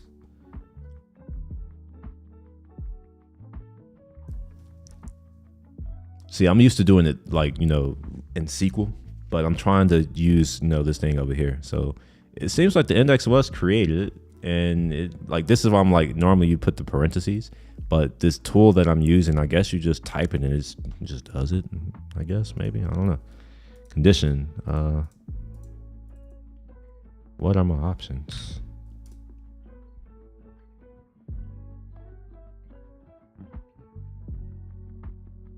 Oh, it didn't even save my comment. What the hell? All right, well, fine. It's unique. Okay. How come I didn't have a... Oh, I am stupid. I didn't do the thing. That's it. Okay. All right, fine. All changes were reverted. Okay, I don't care. Just make sure that this is true. Error. Could not create unique key index. Yeah. It's duplicated. Let's refresh. Discard first. And let's try it again. I may have to delete the key and then just redo it because it has to recompute everything. Yeah, fine. I'll just delete it. Before I do it, I'll take that name and let's go ahead and delete. All right, and then we'll add the new key again. We'll say true. We're gonna do video. Okay, all right, it's...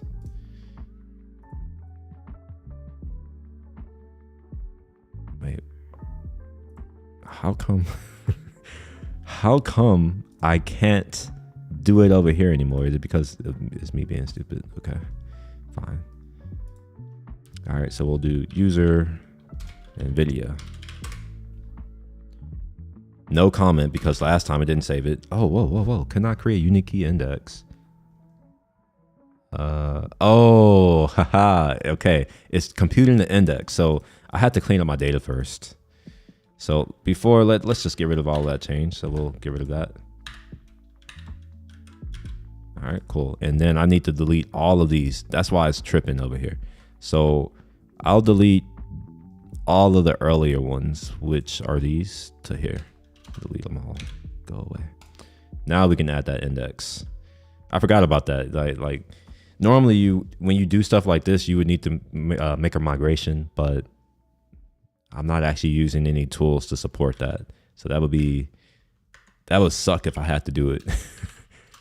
And I'm gonna have to deal with that soon because I'm getting to a point where future changes are going to require migrations because the app is a certain way, but the tool that I'm using doesn't support that.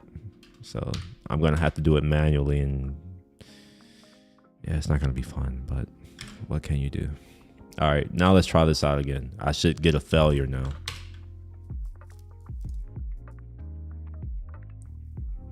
Whoa. Wait, whoa.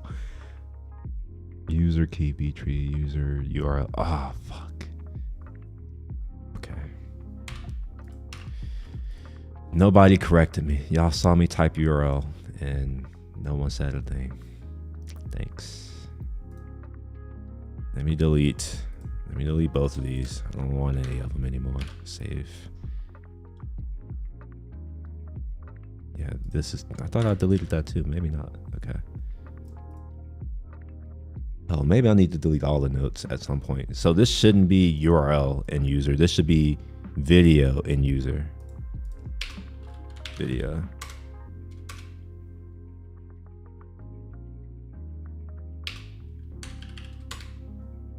Okay. Let's try this again. Now we should get a failure. Can y'all believe I'm going through all this just to get a failure? Normally you do shit like this to try to get something to work. Oh, it's still, what did I do? Is it user video? Wait, what? Oh, okay. No, this should work. This should work. I'm tripping. This should work. Because remember, I deleted all the other ones. Now we're going to try it again. And now I should get an error. Perfect. Look at that. All right, we're good. So what this means is that because I'm ignoring the error, I can continually run this over and over and over again, kind of, except for the branch name. I want to make this to where, I think I want to look to see if this exists, maybe in the database somehow. Video. I want to say the video is the video URL. Yeah. So what I'm going to do is I'm going to check to see if I'm going to check the notes table before I do this stuff here. All right, man. Yo, thank you for joining so far. Glad to have you. I would appreciate a thumbs up, follow if you want to see more. But yeah, have a good rest of the night, good evening, good weekend, all of the above.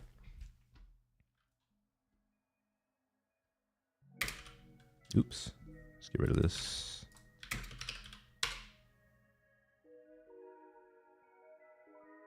Let me move this off so I don't show people.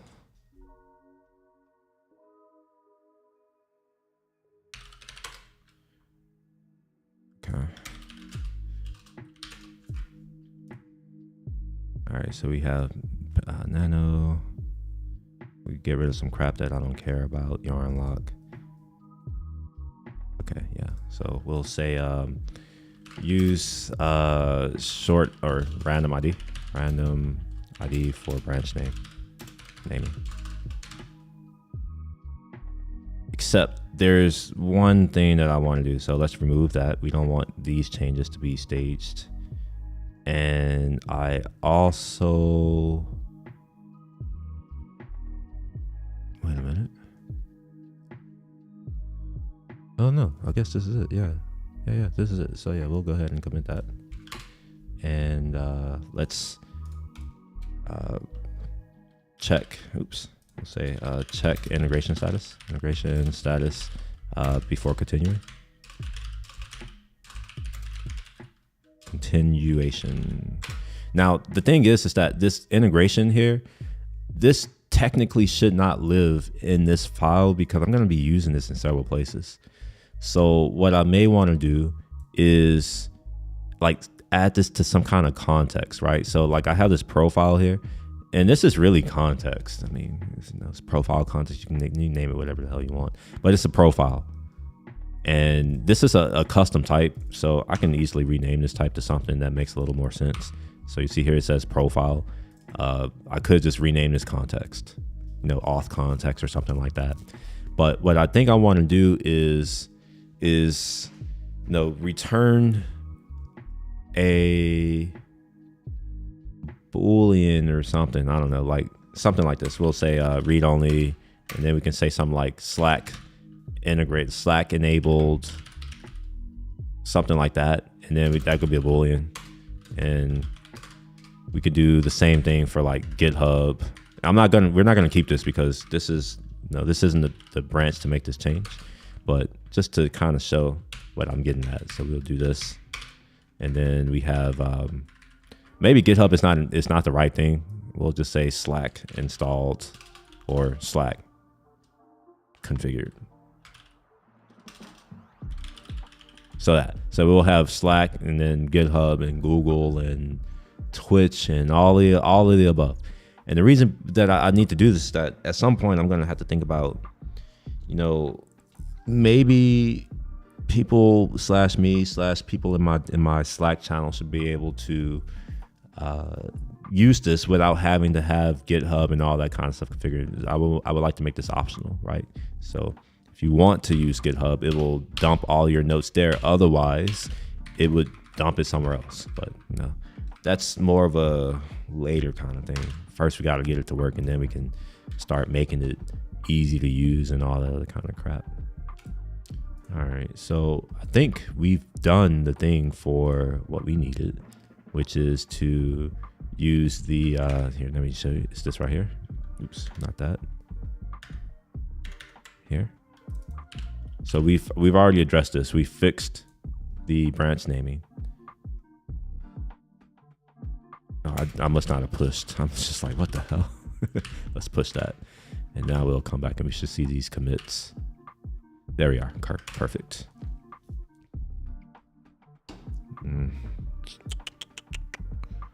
Okay, looks good enough, I suppose. I think this is a meaningful change to make things easier to comprehend in that particular file, at least. Now, one thing I would love is to not create these PRs and branches if I don't have to. Now, all of this is all GitHub crap. Like, this is all GitHub crap. So we'll say GitHub crap. So I could put this in another function so that all of this is, together. And then before I do GitHub crap, I can check to see, is there a note? Or maybe I should just go to GitHub itself and ask, does a PR exist with, how are these PRs? I've already forgotten how I'm even doing this. Yeah, does a PR exist with this title? Wait, is that number 36? Yeah. Okay, perfect. Yeah, with this title, I think that's what I'm gonna do. I think I'm gonna do that. So I have a file called GitHub, which has all of my GitHub crap. So we'll make this a little bit bigger. Okay, so what I'm gonna do is we're gonna check for PR existence. So we'll export a new function. Wait, why?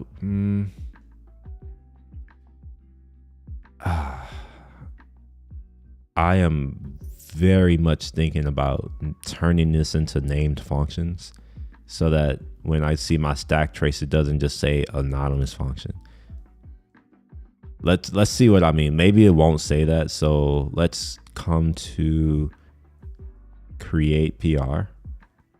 And what I'm going to be looking closely at is the call stack. So let's come to create blob, or just here. We'll throw something here. And let's send out a request again. Okay, now let's look at the stack. And I want to look for the function call, and I'm curious to know if it's going to say the name of the function. That's important to me. Look at that. It doesn't. Anonymous. I don't want anonymous. That's hard to deal with. So I'm going to go ahead and finish out that request. Yeah, whatever. We can get rid of this. We don't need it anymore. So now I'm going to change this.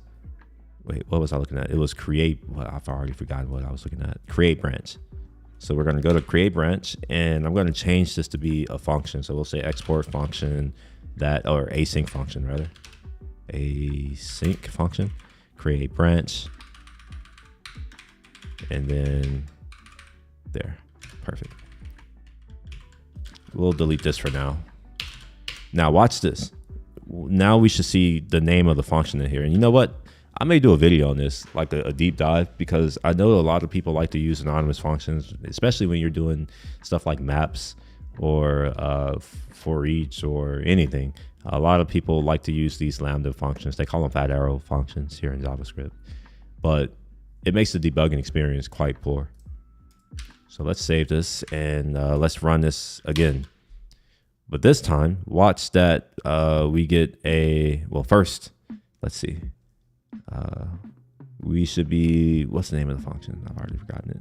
Like create something, but let's actually put it on the stack. So now it's on the stack. And let's see if we can see it.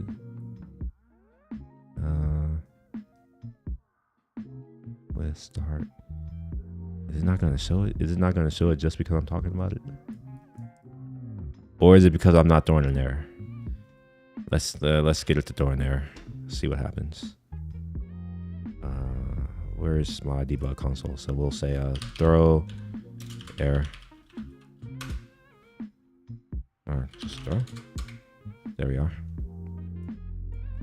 And let's see if we can find, what's the name of the function? I've already forgotten it. Create branch. Is that the one that is that the one that I named? Oh yeah, yeah, it is. All right, perfect. Create branch. Either it's not here, or I don't know how search works on here. It seems like I'm full of shit though, because it's not showing it, but you may just have to trust me. It actually does show you the name of the thing, but for whatever reason, I can't find anything right here. Let's see if I can find anonymous. Will it highlight? Yeah, it's not highlighting anything. The hell? Let's put something in here I know doesn't exist. Let's see what happens. William. So that doesn't exist. And it doesn't show me that it doesn't exist. This is not great. What the hell? That's fine. We'll put this in another tool that I know should give me better results. All right, so put that in here. And then we'll look for create. Nah, there's nothing with create. Okay, it's not in here. Never mind. I've just wasted your time. All right, well, anyway, just have to trust it. Generally, if you don't name your functions, they'll just say anonymous. For whatever reason, it's not doing it. And I don't want to deal with it right now. Okay, so like I was saying, I want to create a new function that's going to first check to see if a PR exists. So we'll say async Function get check PR. I don't know. I don't really check for PR. I don't have a good name for this, but we're going to say title, and that'll be the string. If I can type. If I can, obviously I can't type. I don't know what the hell I'm doing. Okay, so we're going to create a new instance of OctoKit. Oh, and I think I need to pass in context, because that's like I'm going to be passing that in from an authenticated request. So we'll grab our context here, and let's don't even have to type it. I can just literally do this. All right, so now we have OctoKit set up to do the things that we wanted to do, and we'll do a try catch. And I have to do try catch, otherwise these errors can just go away. That didn't do what I thought it would do. Wait, how come this isn't working? Oh my gosh. Why are my snippets not working anymore? I don't understand. I don't like typing shit like this. Stupid. So we'll grab an error. Yeah, I shouldn't have to do that. That's silly. Also, you'll notice that I'm just using console error right now. Eventually, I will actually do error handling, logging, all that other kind of BS. But for now, we're just making it work. So we're going to use OctoKit to do some things. So let's try. We'll do a wait. And we'll go to OctoKit, and we'll go to the REST client. Yeah, we'll go to the REST client. And the thing that I'm interested in are pull requests, pulls. And here's what I want to see. Check if merge, create. I'm looking to see a get, maybe. Or maybe a list. A list is probably not the right way, because... oh, you know what? Yes, we are going to get lists. We are going to get lists, because let's think about it.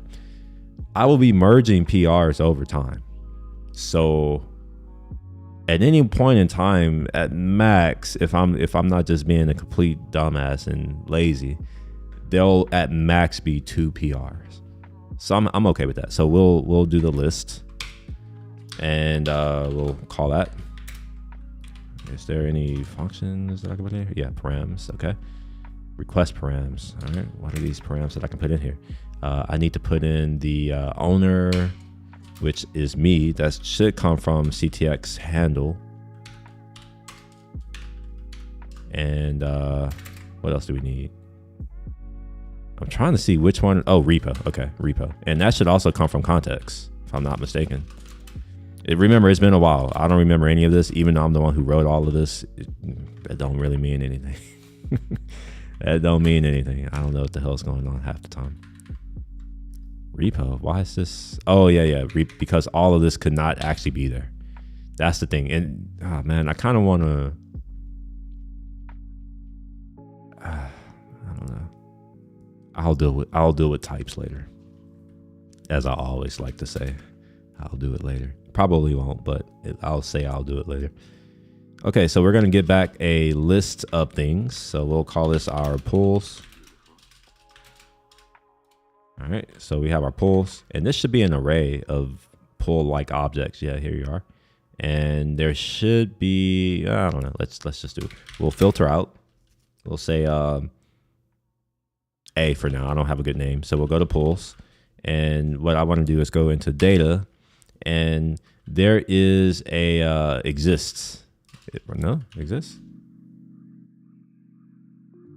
Is there not an exist, or is it some? Oh yeah, it's some. Okay, all right, yeah. And the predicate that I want to do is given a PR, I want to go and check the description or title. Yeah, I want to see the title, and I want to say if it's equal to whatever the title is that I've just passed in. So if I get some, then this means the PR exists, right? Otherwise, it should be false. So we'll just return that. All right, so maybe I need to put a little comment right quick. So we'll say returns. Ooh, wait, what? PR title? I'm tripping. All right, so returns. What is the return? Returns true if PR exists with given title. Cool.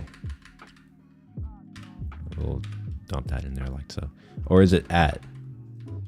Is it at for JS doc? Actually, no, I don't remember. Let's go and look at JS doc right quick. JS doc.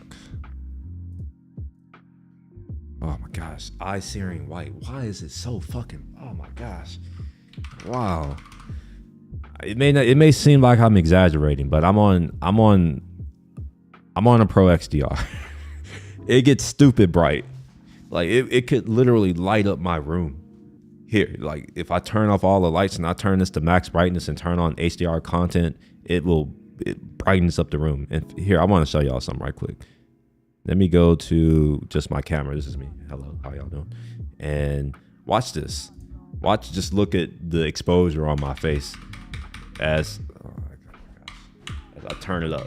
And this is not even HDR. This is just SDR content, right? So anytime it's just white, it's blindingly white. I normally have it max here, and this is during the middle of the day. At this time of day, it's like 40% max. Oh my gosh.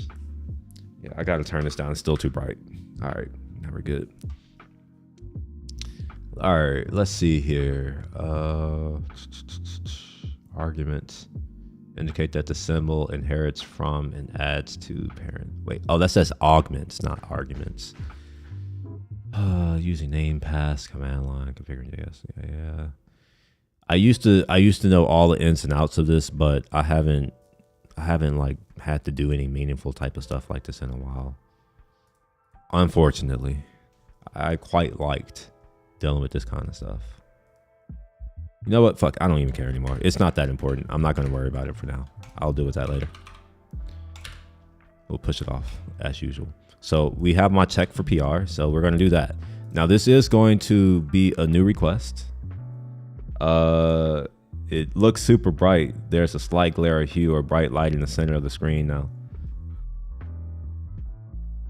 Wait, are you talking about in the small window? Yeah, well, what you're seeing is you're seeing a vignette, and that vignette is slightly on purpose, slightly not. So I have here, I'll show it to you. So because you were talking about filters the other day, and you know, I know a little bit about filters. I'll go to my link tree. I'll show you the one that I'm using. Where's gear? Here we are. All right, so what you're seeing is the vignette of this filter here. And because this is a variable neutral density filter, you know, you twist it, and the way it works is it uses two polarizing filters, and as you turn them, they interfere with the amount of light transmission that can get through those, because it's polarized.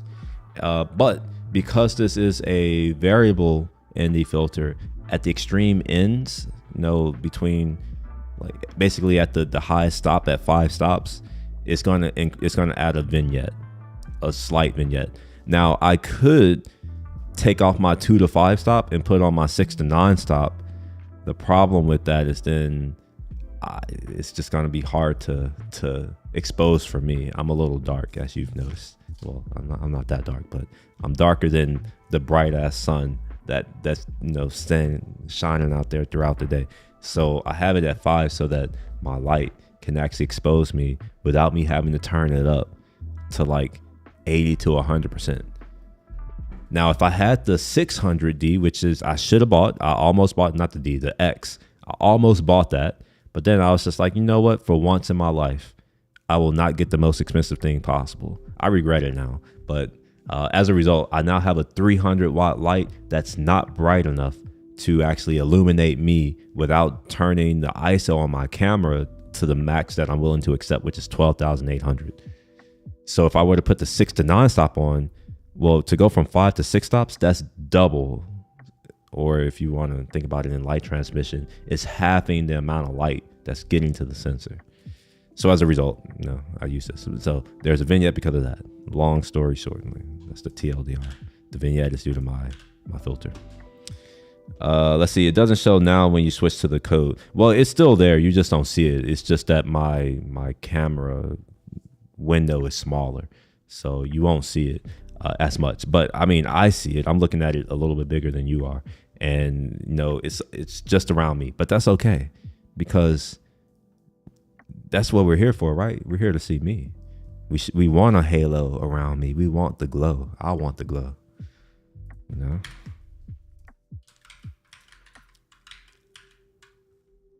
All right. What was I about to do? I've already forgotten. Maybe I've already done it. I don't remember what I was doing. But I'm going to assume that it's not that important. Let's go to my commit and let's see if I can figure out what it is. GitHub crap. Oh, I remember now. So before I do this GitHub crap, I want to check. Well, in GitHub crap, I want to check to see if PR exists. So we'll say already exists. I'm not going to actually name it this. I'm just calling it that for now. And we're gonna pull that out. We'll say check.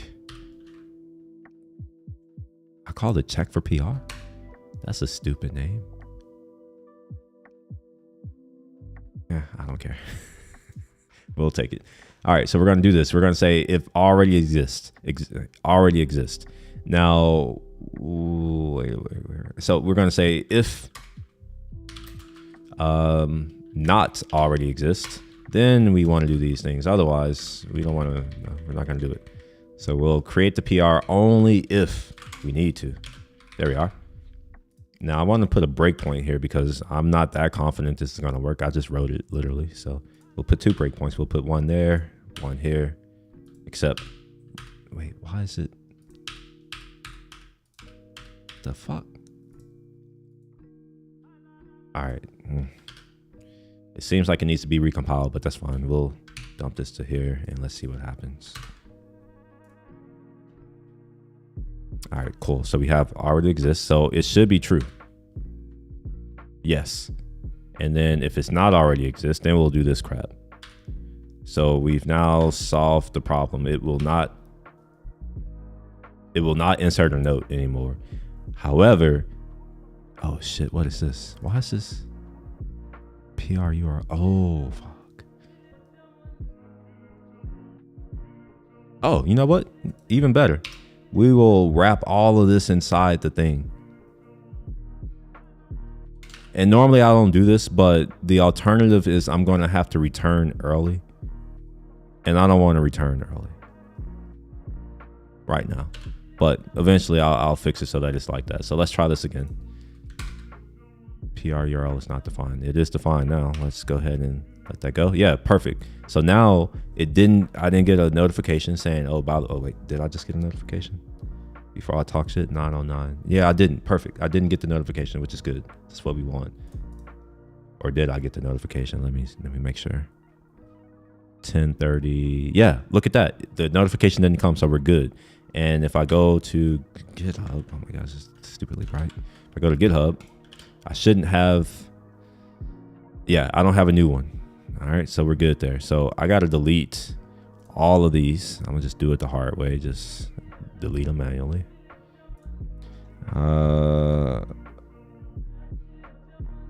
Does OFC stand for a fucking course? Or does it? Maybe it does. I don't know. But yeah, no worries, No, just ask. You'll get an explanation. When have you known me not to give explanations or talk? I'm pretty decent at it these days. Did you know that I have hundreds of hours of streams of me talking?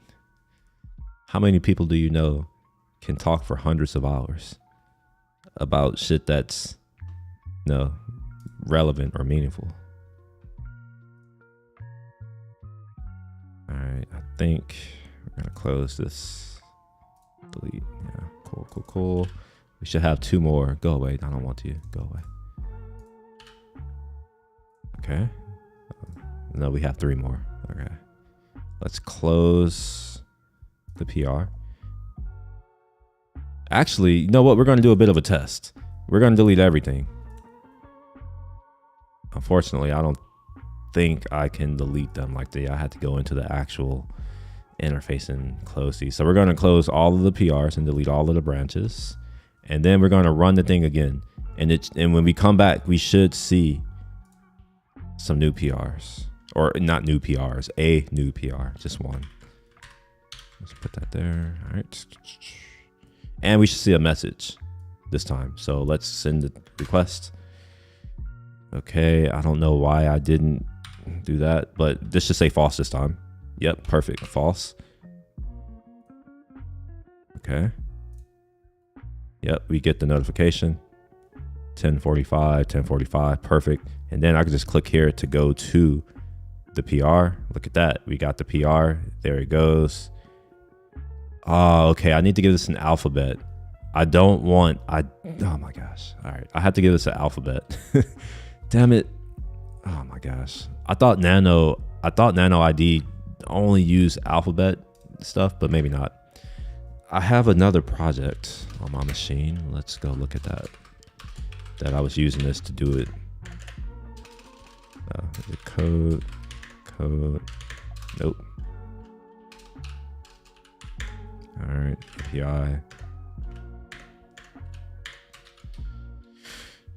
Okay, where would that be? It would probably be in source, probably. We'll just let's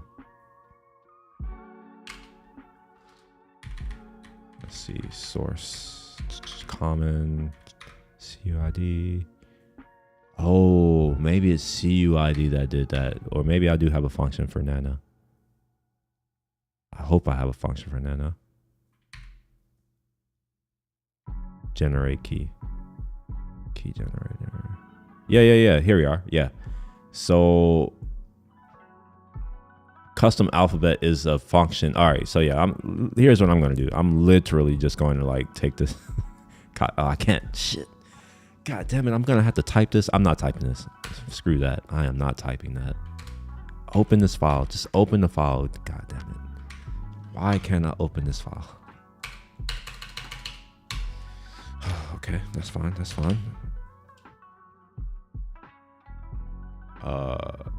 What the fuck is this? What's going on? No, I don't want to. Why? Well, who? What? I don't. Okay, sure, fine. All right, let's open that. Whatever that was. I think it was source. So we'll do source. Common. No. I've already forgotten where it is. Common functions. No? Shit, what was the name of that function? I was just looking at it. What was the name of that? Generate key. There we are. Generate key. All right, there we are. So now I can just copy, because I don't want to type this. I just don't want to type. I don't care. You can call me lazy all you want. It doesn't matter. Oh, it's of course. Okay. Okay. I didn't read it like that. I was like, a fucking course. That's how I read it. But I guess, of course, I guess that makes sense. Especially coming from you. I guess that makes sense. I shouldn't think you're like the rest of my friends who just talk shit all the time. All right, where is Nano? Here we are. All right, so we're not going to use Nano anymore. We're going to use custom alphabet, which... Where's Nano? Here we are. So we'll pull in custom alphabet. And we'll get rid of Nano. Now we're no longer using it. And we'll say custom alphabet. Maybe? No? Custom alphabet. And we're going to give it the alphabet. And the length. And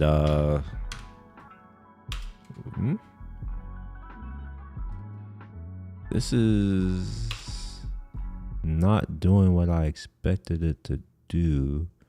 Is this returning? Oh, okay. So you give it a default size and it's going to return a function. Okay. All right. Fine. That's whatever. We'll just call it like so. There we are. Done. And then we can do to lower that. Perfect. All right, so now we got to make sure this is actually working. So in order to test this, we'll delete the PR that was just created and run this again. All right, let's do that. All right, so we're sending this request off. All right, it works. And let's confirm that we have a new PR. And let's confirm that the branch name is right. Confirm that the title is right. Confirm that this has the right content. It almost has the right content. Here's a fun thing about Git. And I know a lot of people don't know this because I see a lot of it in, like, if you look at GitHub or any code base, you'll see it like this. All files in Git must end in a new line. At the moment, I'm not ending in a new line, so technically I have a bug. So, oh, wait a minute. No, maybe I don't. I am ending in a new line. I need 2 new lines. That's what it is. So we did 1 new line and now we got to do another. So if we look at this, if we look at the edit, there should be, oh no, it's here. Never mind. No, we're good. It's added. It's just not showing it to me. So we'll get rid of it. There is no bug. We're good. So now that that's good, we've verified that this is all working. Now I can go ahead and do a quick review of this. Make sure I don't have any more things to commit. I do. And we're using custom alphabet. And I'm also checking for whatever this is. So we're going to do 2 things. First of all, we're going to unstage this change. I don't want to deal with that right now. And I'm going to unstage this chunk here, right there. Oh, I can't. Shit. That's because I didn't. Okay, never mind. Screw it. We're not going to do it. We're just going to do a dual commit. You should never do this, but I'm going to do it. The primary thing here is I'm check if PR exists before creating it. And I'll just say I'm using the title as a way to determine if the PR exists. So yeah, and then the other thing that I've done is I've switched out nano ID to use a custom alphabet. So I have control over, or I guess more control. So I have more control over ID generation. All right, and then I guess we need a comma there so it'll leave me alone. All right, perfect. Push that up. All right, so now we should get the new things. This looks good enough to me. So we'll go ahead and merge it after it builds. After it builds. It's kind of nice having, CI, continuous delivery, all that. Normally I would have a test suite too, which speeds up my development by a lot, especially when I'm making these changes that you just saw me making, where I do these changes and then I have to go through this flow every single time. But I think it's important to go through the flow enough times so that I'm thinking critically about all of the things that I need to do. But B is, it's just makes for good content. It probably doesn't, but whatever.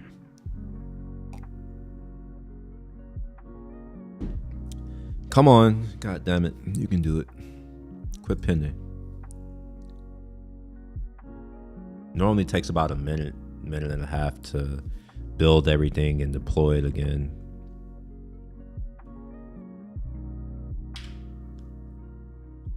All right, sure, we'll just keep waiting. It's not like I'm in a hurry.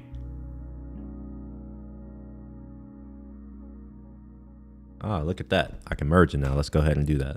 Merge. Look at that. Let's go to bot code and color. Make sure that it's up. Yep, look at that. Automating shit away. Look at that. Let's log into my BS login page.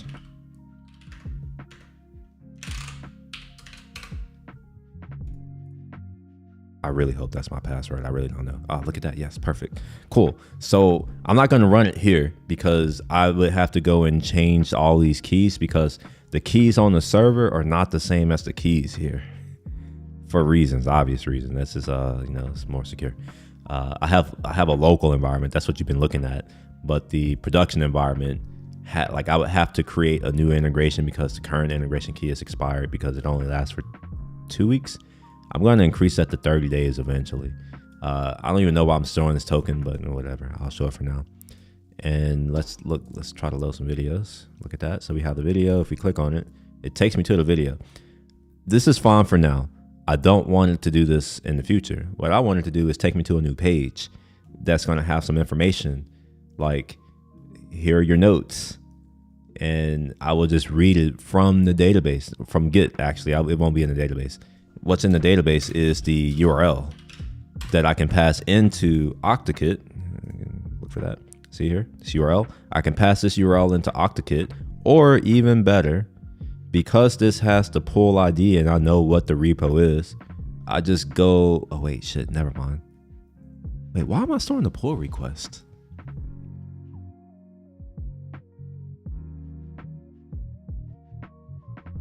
Okay, yeah. Nah, man, you can tell I haven't thought this through. This is why you shouldn't develop shit on the spot without planning anything. It makes no sense for me to store the URL in the database, because my streams don't last for longer than, I don't know, the longest stream I'll ever have is probably like 8 or 9 hours. So there's no reason to store that information in the database. What I should be storing in the database is not the URL to the pull request, but the URL to the note itself, which I should have already because I created the blob. Now here's the problem that I'm thinking of. I want to say that when you create a blob, it's going to create it at the current commit. Like it's going to be that current commit ID. So when I do the merge, I think that blob would be different. So what I may need to do is wait until post stream. Not even post stream. I think what I would need to do is add a hook to my, and I've already started building that, by the way, but add a hook, a handler that can receive all webhook events from GitHub, or at least the ones that matter. And if it's a PR close, at that point, I will then know what the name of the file is, what the path of the file is, the URL. That's what I need. So I actually want the path to the URL. And I'll show you what I mean right quick. So we come to here and let's go to the code right quick.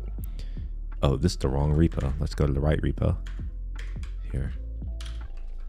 All right, so you see here, all of these are the files that I actually want to link to. So what I was saying is that so long as I have this URL, what I can do is I can read this. So we'll go here and I'll show you what I mean. So we go to raw. I could literally just go to the URL and take this content, right? Just take that content, and on the page that I'm on, I can render it. And since it's markdown, all I would do is use, gosh, what is it? Fuck, what do you call that thing? MDX. I can use MDX to render this. I'm already using MDAST, and I think MDX is part of that whole thing. Let me check. So we'll do MDX, JS, and let's see MDT, or no, MDAST. I think it's MDAST. Is it not part of that whole thing? Oh no, it's not. Oh wait, remark. Okay, all right. So if remark is here, so there should be a AST thing here somewhere. Yeah, MDAST. Yeah, so I'm already using certain packages of this, but now I'm going to start using this right here, the React. So that way I can render the markdown that's in my note on GitHub, but I can do it in my web page. Like I can actually see the contents there. It's only going to be read only. I don't want to edit it. I don't want to deal with all that. No, I can go to GitHub for that. It'll just be read only. All right. So there are a few things that I'm thinking about right now.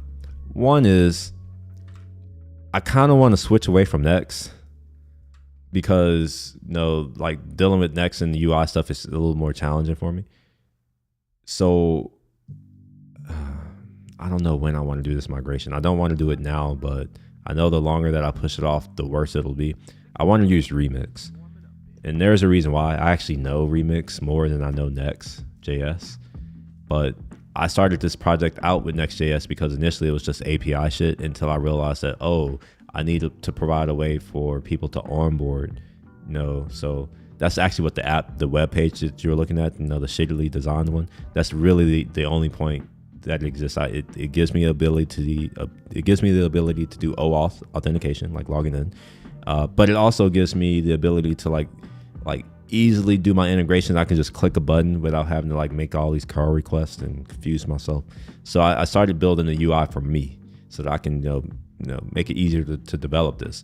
But if I'm going to start doing more stuff on the UI side in React, I actually want to use a framework that I at least understand how the hell the router works. Because with Next, it's like file-based routing, and I'm just like, oh, this is weird. Whereas with with Remix, it uses React Router, and I know that a little bit more because I don't know why I know it, but I know it more than I know Next. But in any case, this is what we're probably going to do in the future. Let me go ahead and create a task for this. Is it here? Yeah, here. Improve Devlog description template. Yeah, I don't know if I care any. Actually, no, I've done this. This is something that, I can't do this in the app, but I've already done this. So we'll say follow me. And this is the new format here. So I'll just put a little note. And this should be Markdown. All right, and then I'll just say updated template. That's why I wasn't getting all the issues, is because I've already changed it. I forgot that I did that. Updated template to, and we'll just point down. Cool, and we'll go ahead and close. That's completed. No, just like close. I don't need a comment. Okay, perfect. And we'll create a new issue. Create a new one. And the issue here is, I want to render. So we'll say render devlog note content on web page. And we'll just say, I won't put a title here, or I won't put a description right now. I'll do that later. So we'll render the devlog note content on the web page. The other thing that I want to do is update or store. You know what? I'm gonna just do that in here. We'll put that in here. So there's a little bit of context. So currently, the note table stores the URL to the PR. This is incorrect. Need to update this column to point to the file that the PR is adding. So how am I going to do that? A few things that need to happen. So we'll say to make this happen, my workflow needs to change a bit. I'll just say the workflow. Make this bigger. I can't read. Workflow needs to change a bit. All right, so here's what needs to change. All right, so at the moment, I won't even say it. I know what I'm doing right now. So we'll just say I want to update notes post merge. So update note table post PR merge, and then I can then take store URL of the file being merged as the URL, and I will just say store that. And then the other thing is I need to respond to webhook event. This isn't in order, by the way. Otherwise, I would use 1, 2, 3. So we'll say respond to GitHub webhook event, and then we'll say merge to trigger insertion. All right, I think that's good enough for now. All right, so we'll go ahead and update that. Perfect.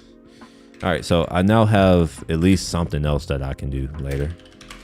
And let's go ahead and pull up main push. The fuck? Pull. Okay, all right. It was just out of date. Okay. And I'm going to delete this branch. We're done with that. And this branch, webhooks and things. Oh, I've already done it. Okay, all right. And we're going to delete that branch too. Okay. I hope. Yeah, it's already merged. Perfect. So now I got to figure out, I'm not going to do all this now because I've already been streaming for 2.5 hours. But I do want to see what have I already done with webhooks. I don't remember any of this. Remember, I work on this randomly and I don't remember shit. I don't know what I've done, obviously. I'm figuring it out, just like y'all. It's like every time I come to this project, it seems like it's new. Web hook. I thought I had webhooks in here. Do I not have a webhook? Oops. I've got to Explorer right click. Okay. How is this organized? We have the API is probably not there. Auth. Nope. Dashboard hooks. Hooks? Nope. Those are front end hooks. YouTube auth callback. Okay. Huh. Maybe it's API, active stream, GitHub auth, integration key, integration settings, Slack auth callback, test. Oh, test GitHub. Oh, wait a minute. Test GitHub. What the hell is this doing?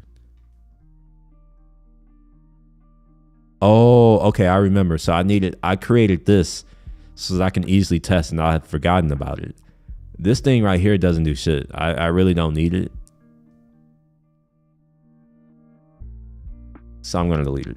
I'm going to just delete it. I'll leave it alone for now. I'll leave it alone because maybe I'll use it in the future. And I do have webhooks. So I have webhook, GitHub, route. Perfect.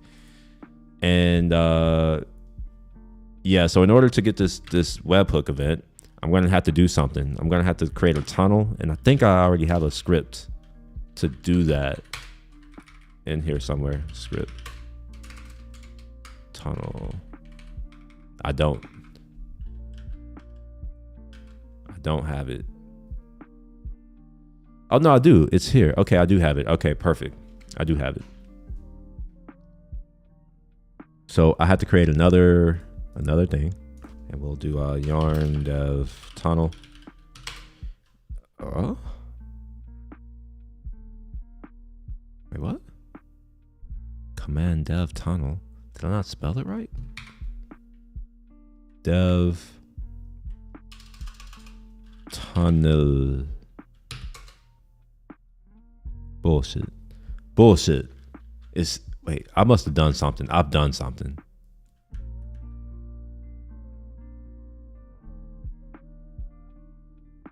You know what? Screw this. Let's just close it. Don't save and reopen it. I don't know what I've done.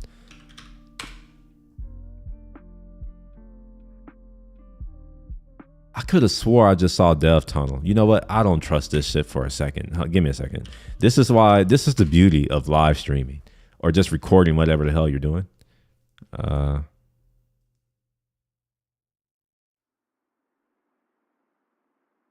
View channel. Okay. See what the hell I was doing.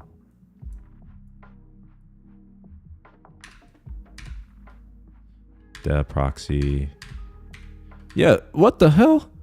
There was a dev tunnel. Look at that. There was a dev tunnel. What the fuck? Oh gosh. What have I done?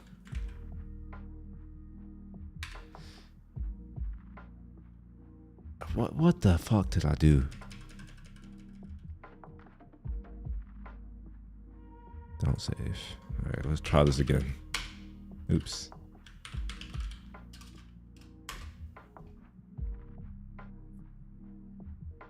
Fuck it. I don't even care anymore. I'll just make it again. Dev tunnel. I don't know what's going on with that. ngrok, and then this will be HTTP. And what port was I using?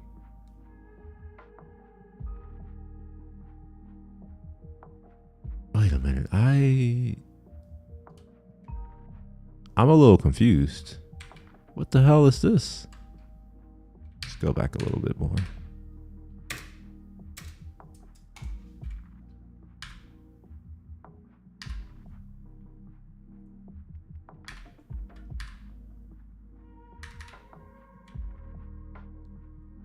This is interesting. I don't even have the command, like the script that I'm running right now here. What the hell am I looking at? Where is this at? Do I have more than one package JSON? I don't. Oh my gosh. Anyway, it doesn't matter. It's gonna get forwarded to port 3000. That's really all that matters. I'm confused. I don't know what's going on. But yeah, whatever. We'll do dev tunnel. And yeah, here we are. Cool. And let's take this URL and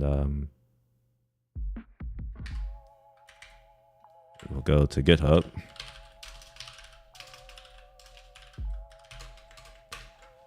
And let's go over to the my developer settings, wherever the hell those are.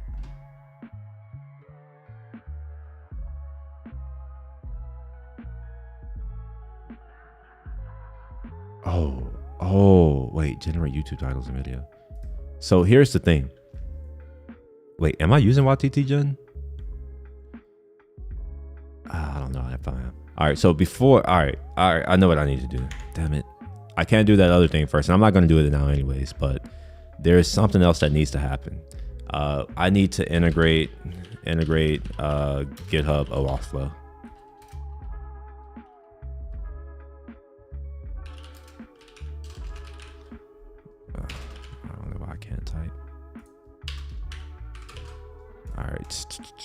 All right, and I need to respond to webhook events, but I want to say that you configure that as a part of your app here. Enable device flow, the callback. Optional features. There should be some optional features. Okay. Wait a minute. Is the webhook on the repo level? It probably is. I've forgotten these things. It's been so long since I've worked here. I don't remember anything anymore. All right, let's see if it's part of the repo. GitHub apps. Okay. Yeah, it is part of the repo. And we'll edit this. Come on. I've already authenticated. Why do I have to keep doing this? Gosh, this is annoying. Like, remember my session? It literally just happened. Anyway, all right, let's put this here. So I've already configured this. Look at that. For once in my life, I've done something smart. Kinda, not really. All right, so right now it's gonna let me select individual events, issue comments. There should be merges, pull requests. Let's just search for merge. Yeah, perfect. I already configured this. I didn't even know it. Let's update the webhook. This is currently active. So let's do recent deliveries, and I should be able to test one of these again. So I'll say redeliver, and let's open this locally so that we can see it, and we'll open it over here. We'll bring it over to this side. Okay. Wait, this isn't what I was on. Where was I at? Shit, how do I lose stuff so fast? Like, what the hell? New issue? No.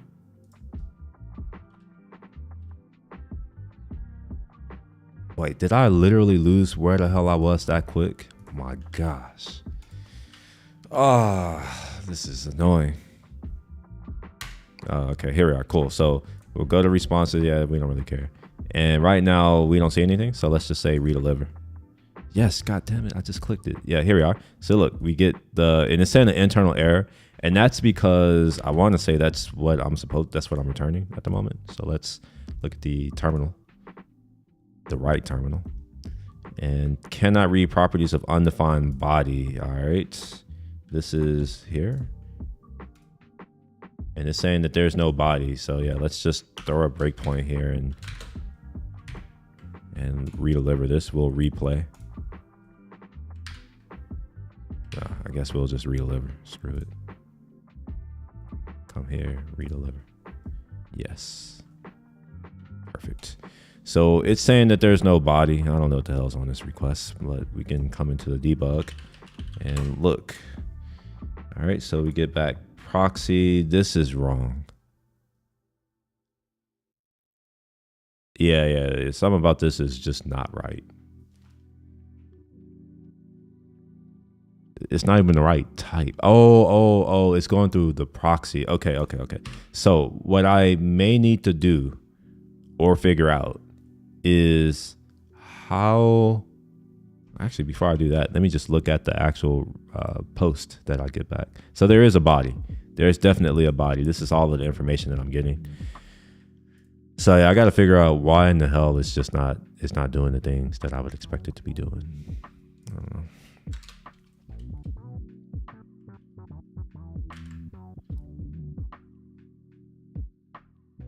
Summary, raw. Yeah. Why can't I get the JSON here?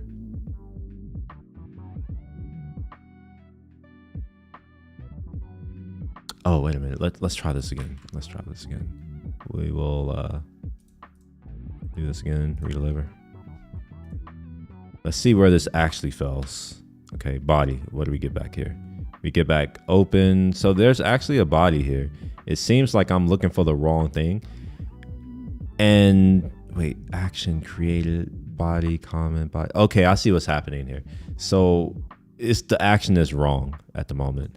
But I don't understand why it's throwing an error. Because that actually exists. Body, and then body, comment.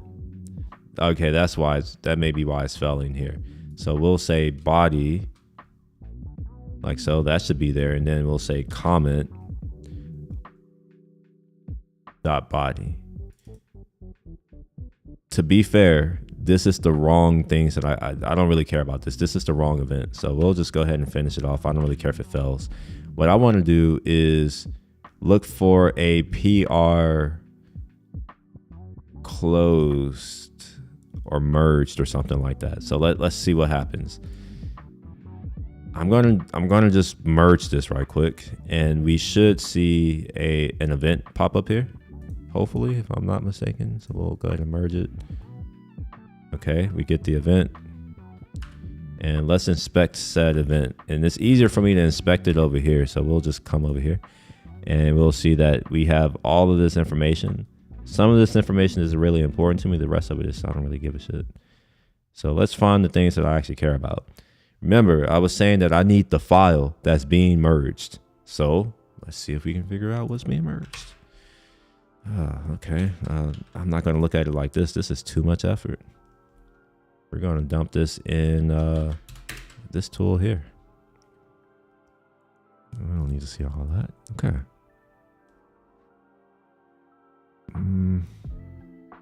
All of this is trash. Don't care. Pusher, don't care. Sender, don't care. Commits. This is a little more interesting. The commits. Yo, what's up? Hoosier, how you doing? I'm just, working on my never-ending project. All right, so we get all of the commits. I wonder if it'll give me my file. If it gives me the file, that would be ideal. It doesn't. Of course not. All right, so I'm gonna have to figure out how to get to the file that was created, and let me show what that means, like in like real terms. So let's come to this thing, and we'll just click on that right here, and let's inspect the URL. We'll go to raw first, and we inspect this URL, and actually, my life is easier. We don't even have to wait. We don't even have to care. We don't have to inspect the event at all. So what we're going to do is we're going to use the webhook event as a trigger. So because this is always going to get merged into main, and I have the repo and I have the committer, what I can do is just store. Like I can literally just copy all of this. That will never change. raw.github.usercontent.com. This has been the same URL since before I even started working at GitHub. So I think I can be assured that that won't change. My username is probably not going to change. I'm Will Shepherd. Devlog, that's stored in the database under context. Main is just the name of that's the default branch. Now I am going to hard code it for now, but it's important to note that you can query GitHub and ask what the main branch is. So if I want to make this into a product that other people could use, what I would do is I would have to go and check to see what is it on GitHub before I did anything. And then the title, I have the title. It's stored, I have it. So yeah. Actually, do I have it? So I technically won't have the title at this point. So let's see if there's anything that references, like if there's something that I can get that information somehow. Probably not. Let me respond to this. Otherwise, GitHub will get pissed off. You have to respond with a 200 so that they leave you alone.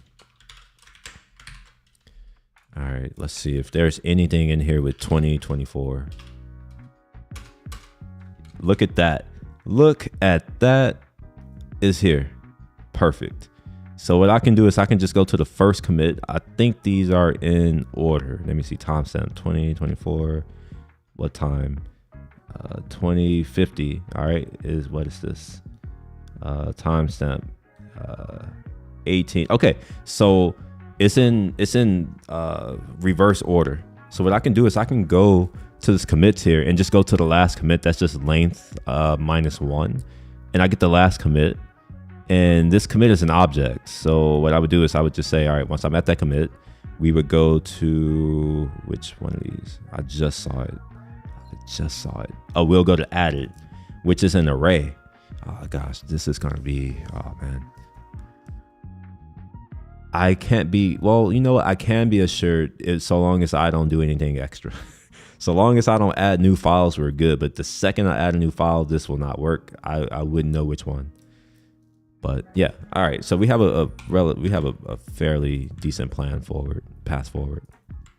So I don't need to create like that. Wait, where's the issue I was just at? Where did I? Oh, here we are. Yeah. So I technically don't need to do this, but I am going to do it. I don't need to do it for webhooks, but I do need to do this. So I'm using a PAT. This is not ideal. We'll leave it at that. Okay. Cool. Oh, let's see. Doing good, feeling good. I'm on this gym streak. I need to get on a gym streak. I haven't been to the gym in a minute. I've gained 20 pounds.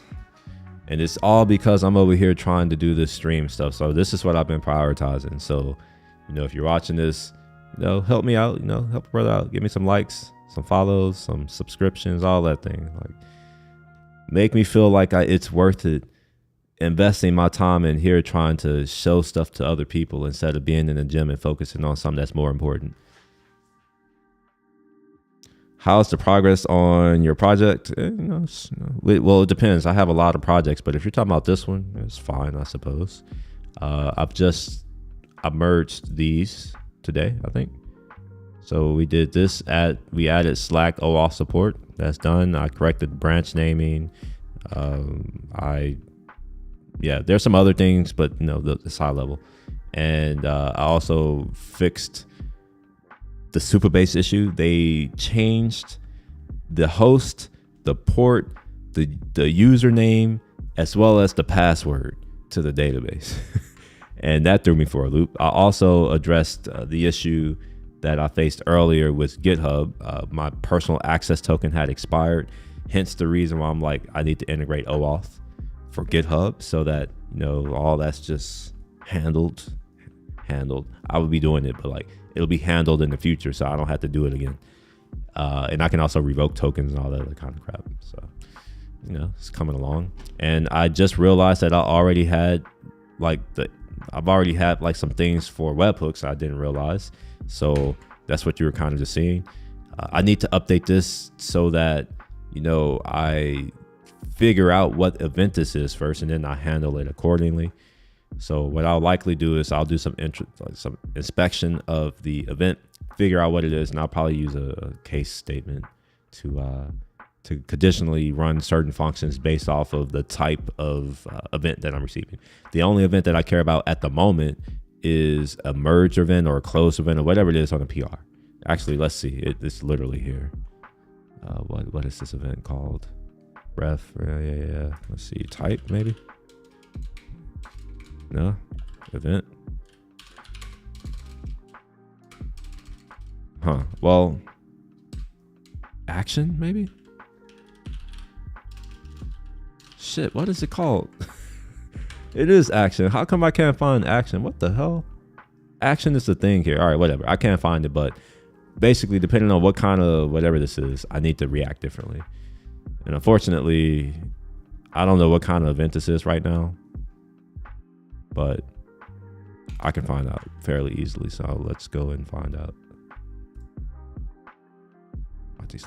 No, this isn't the right one. It's Devlog coming to webhooks and hey, recent deliveries. Oh, I guess it did fail. It was a push.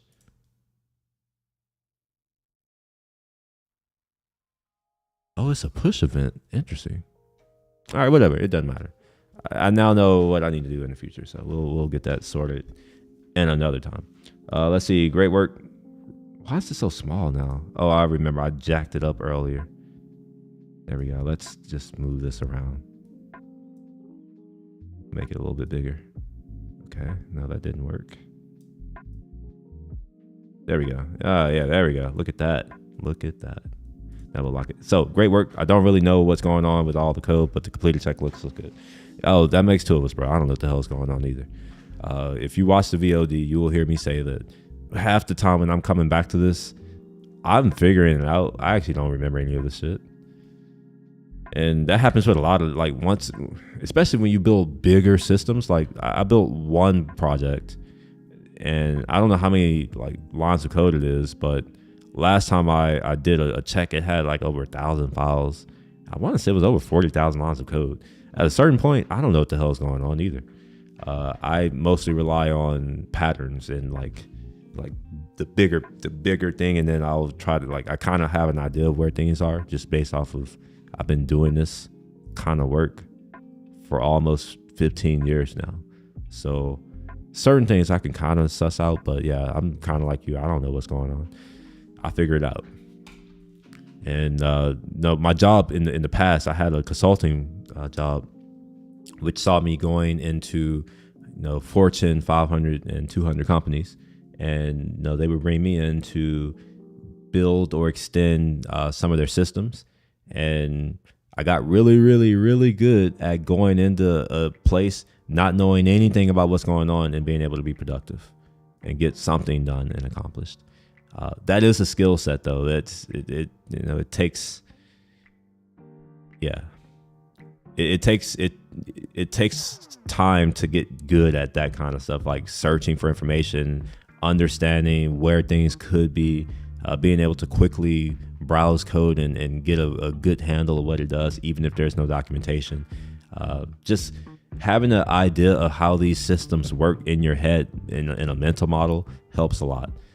For the most part, most of these systems, even though all of the different technologies are different and all that kind of crap, for the most part, there are a lot of common things, right? It's if you know how a car works and you know how all of the subcomponents work and what they do and what they're for and how they need to connect, then you can pretty much figure out how to work on any car, even if you don't necessarily know much about the car that you're working on, right? So that's kind of what's happening here.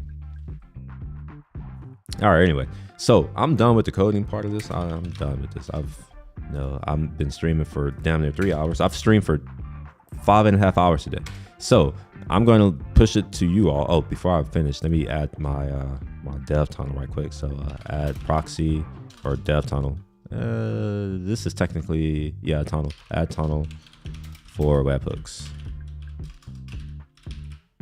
Yeah, so at this point, do y'all have any questions about anything? Ah, fuck. No. Fuck.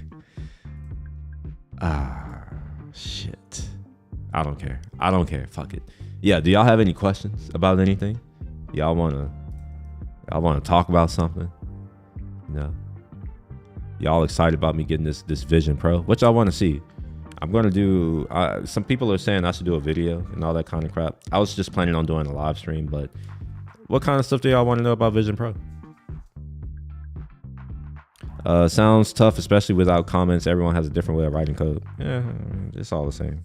Yeah, like, yeah, different way of writing, but the fun thing about code is that syntax, right? Like, there's a limit to how, like, you really can't just write however you want. The computer only will accept code written that compiles. So if the code compiles, that's all you need. You don't really need, like, I mean, some people care about names. I care about names in my own code because, you know, reasons, but in general, I don't care about names because at the end of the day, like, you're shuffling bits in memory. That's all you're really doing. Like, you don't really need to know the names of anything. You just need to know that you're shuffling bits in memory. And if you want to go up a level higher, all you're doing is you're moving data around in memory. So it's just like, as long as you think about how data is traveling through a system and how how it's being transformed, how does it get mapped to other, you know, systems, that's really all you need to know. Obviously, having a high level understanding of how businesses work also helps, right? So, like, yeah, I don't know where I was going with that, but take it for whatever it means to you. I'm assuming there are no questions. Nobody got nothing to say after all this, after 3 hours of me coding, nothing, just silence. That's cool.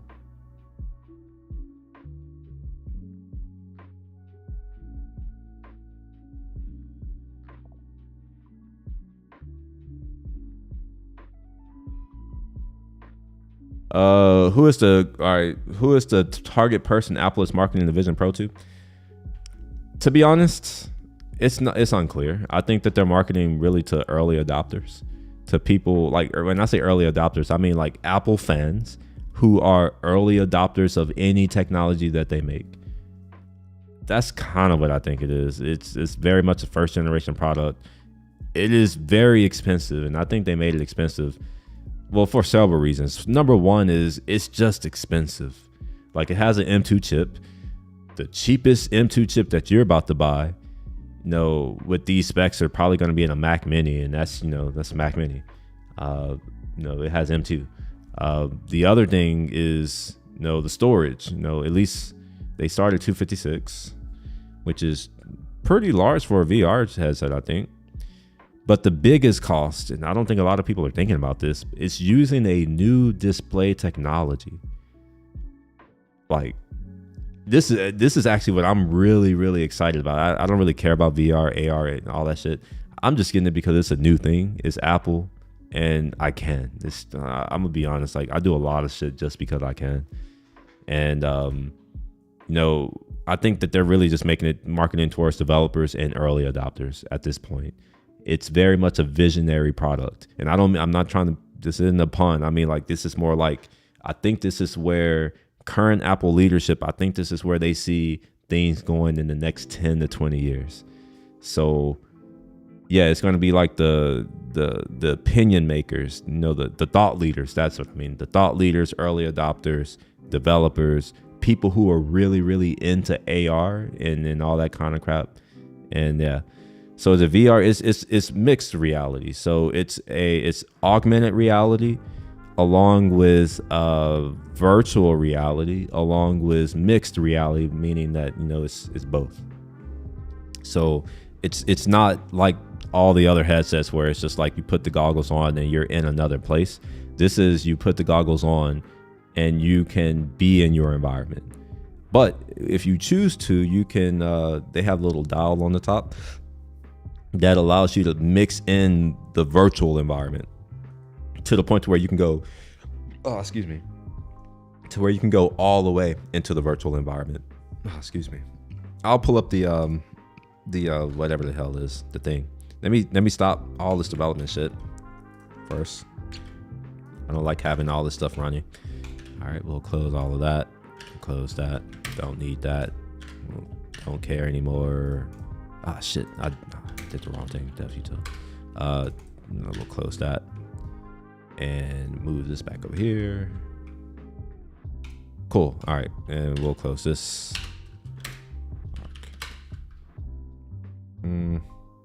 Yeah, I don't really care about this anymore. Oh shit. Whatever. I don't care. All right, cool. We'll close that out. Go to Apple. All right, cool. Let's go through it.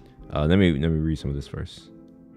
Wait, so is it VR? I was under the impression that it basically was just an AR HUD. Well, yeah, no, it's not just that. It's a little more than that. That's dope. I just read the Johnny Ive book, so I'm definitely excited to see where this goes. I don't think Johnny Ive had anything to do with this. Honestly, I don't even know if Apple believes in this because I haven't seen anyone in Apple leadership wearing this. Generally, if like my thought is that if they were really impressed and they were enthusiastic about this, you would have seen the CEO of the company wearing it, don't you think? And you haven't seen that yet.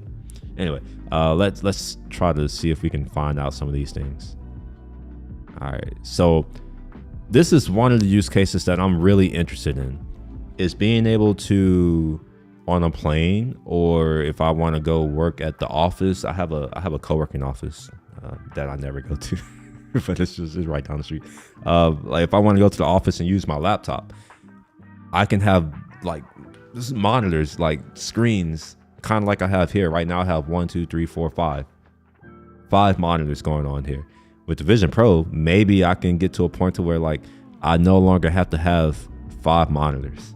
I can just put that on. I'm not gonna do that though, because I don't want to sit in front of my computer with this heavy ass headset on all day, 8 to 10 hours, 12 hours a day. I work a lot on my computer, so that's what I mean. It's not just me just sitting here doing nothing. I would be here typing away. I'd rather just look at my screen. But yeah, so here's some of the things, all this crap. So you can see how you can see your hands. You can see the content in your room. This is really cool. An event, I'm actually going through this so I can show you the display tech. I just want to kind of go through this kind of slowly while we go through. But yeah, you can put different things in your environment. And you know what? While I do that, let's do this right here. Let's open up Xcode. Oops, Xcode. X fucking code. God damn it. All right, so yeah, while that figures out how to open, I have to wait because it'll open up in the wrong monitor if I don't.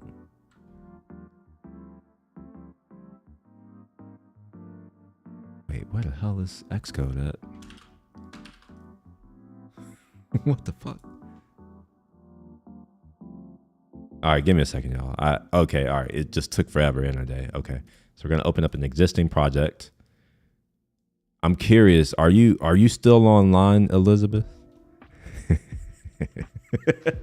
Because I'm sure you know I do stupid shit. I'm dumb, but I'm curious. Do you know what this is? Anyway, let me go ahead and open this.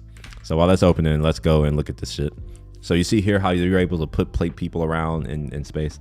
All right, I'm curious. Do you know what this means? What am I in space? Yeah. Do you know how to say that? Do you know what that is? Because I don't know if you I don't know if you know these characters. I don't know if these are the same characters that they are in Cantonese. But like, if you know that, that's the name of my app.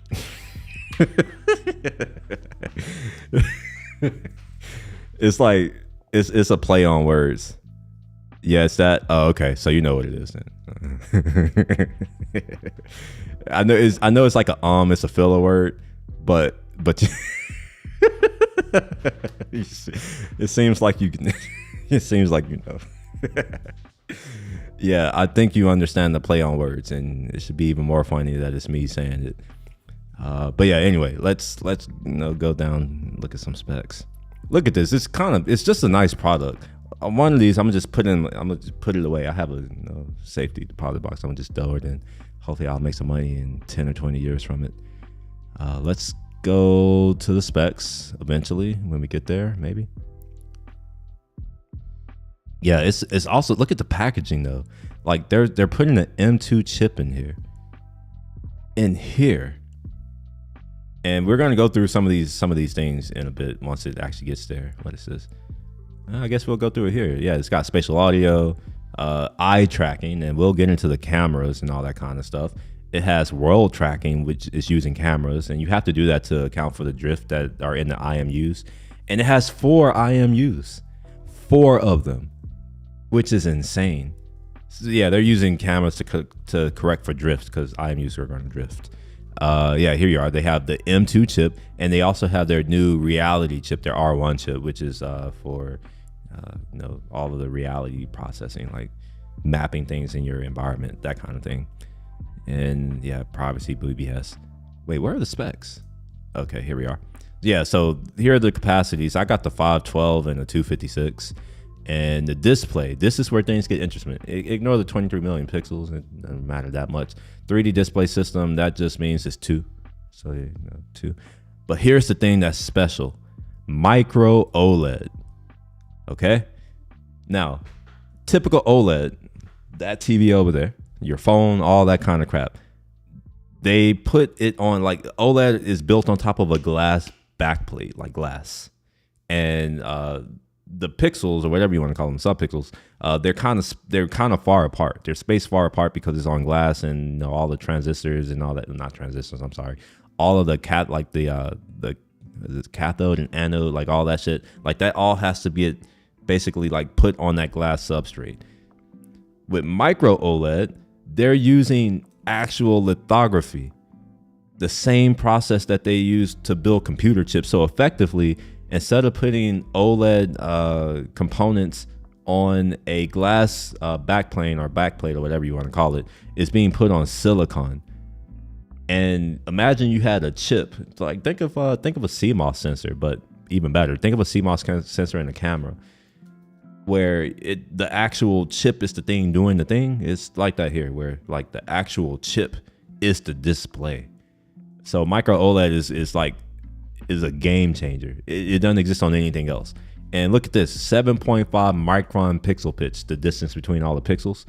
If you look at general LCD screens or OLEDs, this is like 3 to 5 times smaller. So the density is insane.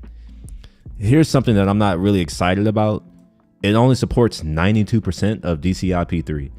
And I don't know if this is to do with with how bright the displays get, or if it has something to do with like you just can't do it.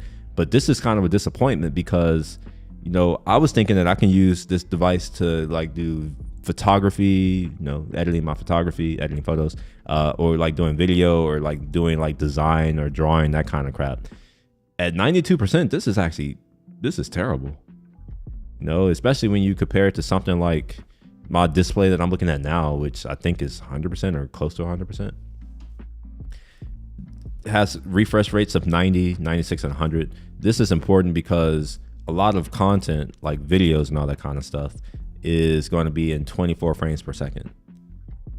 So you want to refresh your screen, at that rate, 24 hertz. But because this is a high refresh rate, what they have to do is they have to give us multiples of 30 and 24 hertz. So that's what this 90 is. This is a 3x, so 30 times 3 is 90, and then 24 times 3 is 96. And then they also have this 100 hertz, up to 100 hertz. And I think they're doing this because it has the mixed reality. So your lights, for instance, here in America, they're running at 60 hertz. Or your LEDs, they may be running at a certain refresh rate, or your screens may be running at a certain refresh rate. So you need to be able to like ramp up or down the refresh rates on the display, so that it doesn't result in those lines that you see sometimes in shitty video, where it's like you look at something, you see lines going down. I don't know how to explain it, but yeah. This right here was changed. When they first announced this was 1080p over AirPlay for mirroring. Now it's only 720p, which is disappointing. I don't know why it's so low, but it's disappointing.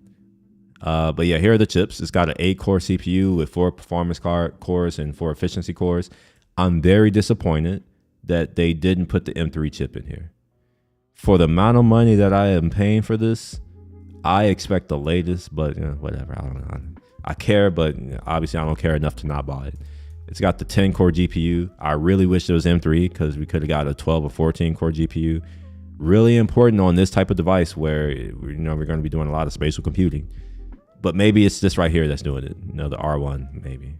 It's got the 16 core neural engine, which is important for me because remember, when I'm walking around my environment, I need to be able to do object detection, as well as what do you call it? Like recognition, identification. So I want to be able to say, all right, I'm looking at this thing, it's a watch, and then it would show me whatever watch is, and whatever the fuck.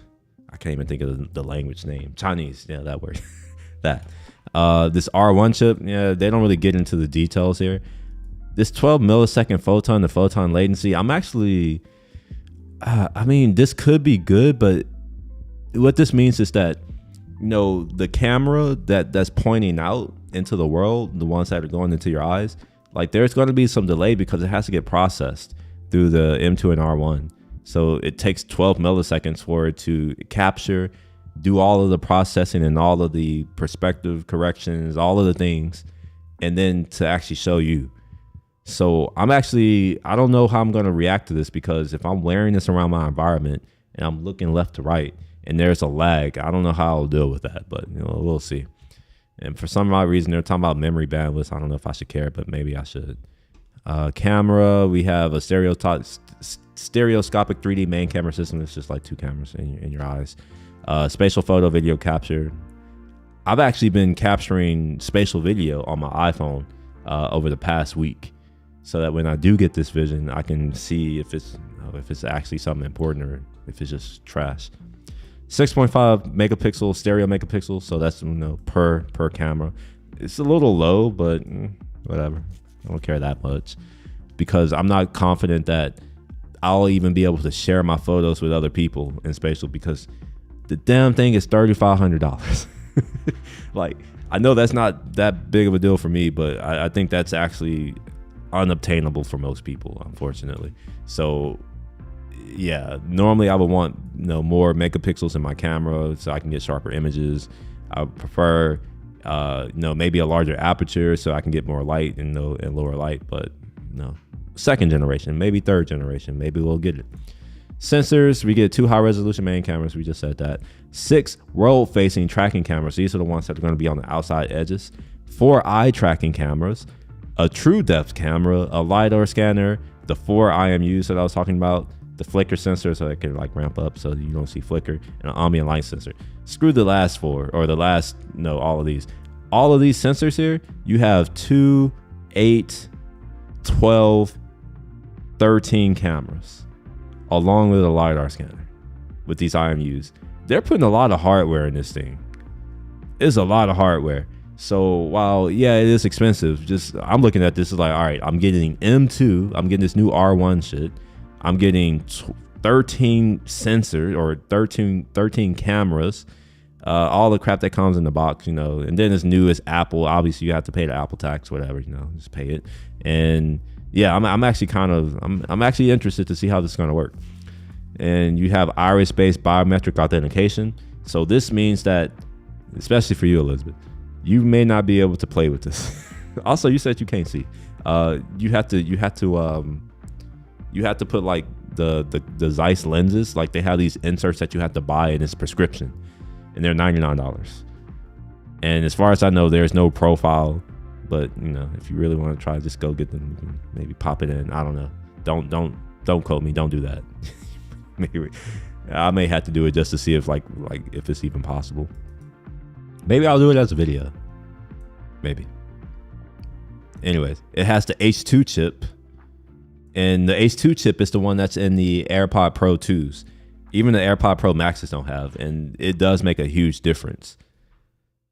And yeah, all this other crap, the battery. Yeah. By the way, this battery, because I was thinking about buying another one. This battery is $200. Actually, we're about to get into some of the accessories that I'm about to pick up. And I'm just like, why in the fuck is this shit so expensive? It should come with everything for the price that I'm paying. But here's all the things that it comes with. You don't get any color options. You only get Apple's built-in apps, which for the most part, in my opinion, are trash because I don't use Apple's apps. They all suck in my opinion. All of them. I'm trying to think of one that's good. Books. Books is a good app. Shortcuts, whatever, it's fine. I use it. Home, I use it. I don't know if I like it, but I use it. Photos, trash, but I use it. Safari, trash, but I won't have a choice but to use it. TV, trash. I don't care about entertainment like that. Music, trash. I don't like Apple Music. Notes, I use Obsidian. Mindfulness, like I don't need a computer to be mindful. I'm mindful by default. Mail, don't use. I use Superhuman, so it's trash. Messages, I do use. Freeform, I forgot that even existed. Keynote, you funny. Files, that piece of shit. Yeah. So I don't know what I'm gonna do with their app. So like, I think most of this is just going to be for developers because there's not really any actual apps other than glorified iPad apps. So yeah, let's go and look at the accessories, the overpriced accessories for this thing. The battery, $200. A $200 battery. And look at this. The cable is attached to the battery. I actually hate this. I would be okay if it were like a USB-C kind of thing where it's like, if the cable breaks, I just go buy another cable. But now it's like if I drop the thing because it's a dangling thing, I may end up having to go pay $200 for a battery. God damn it.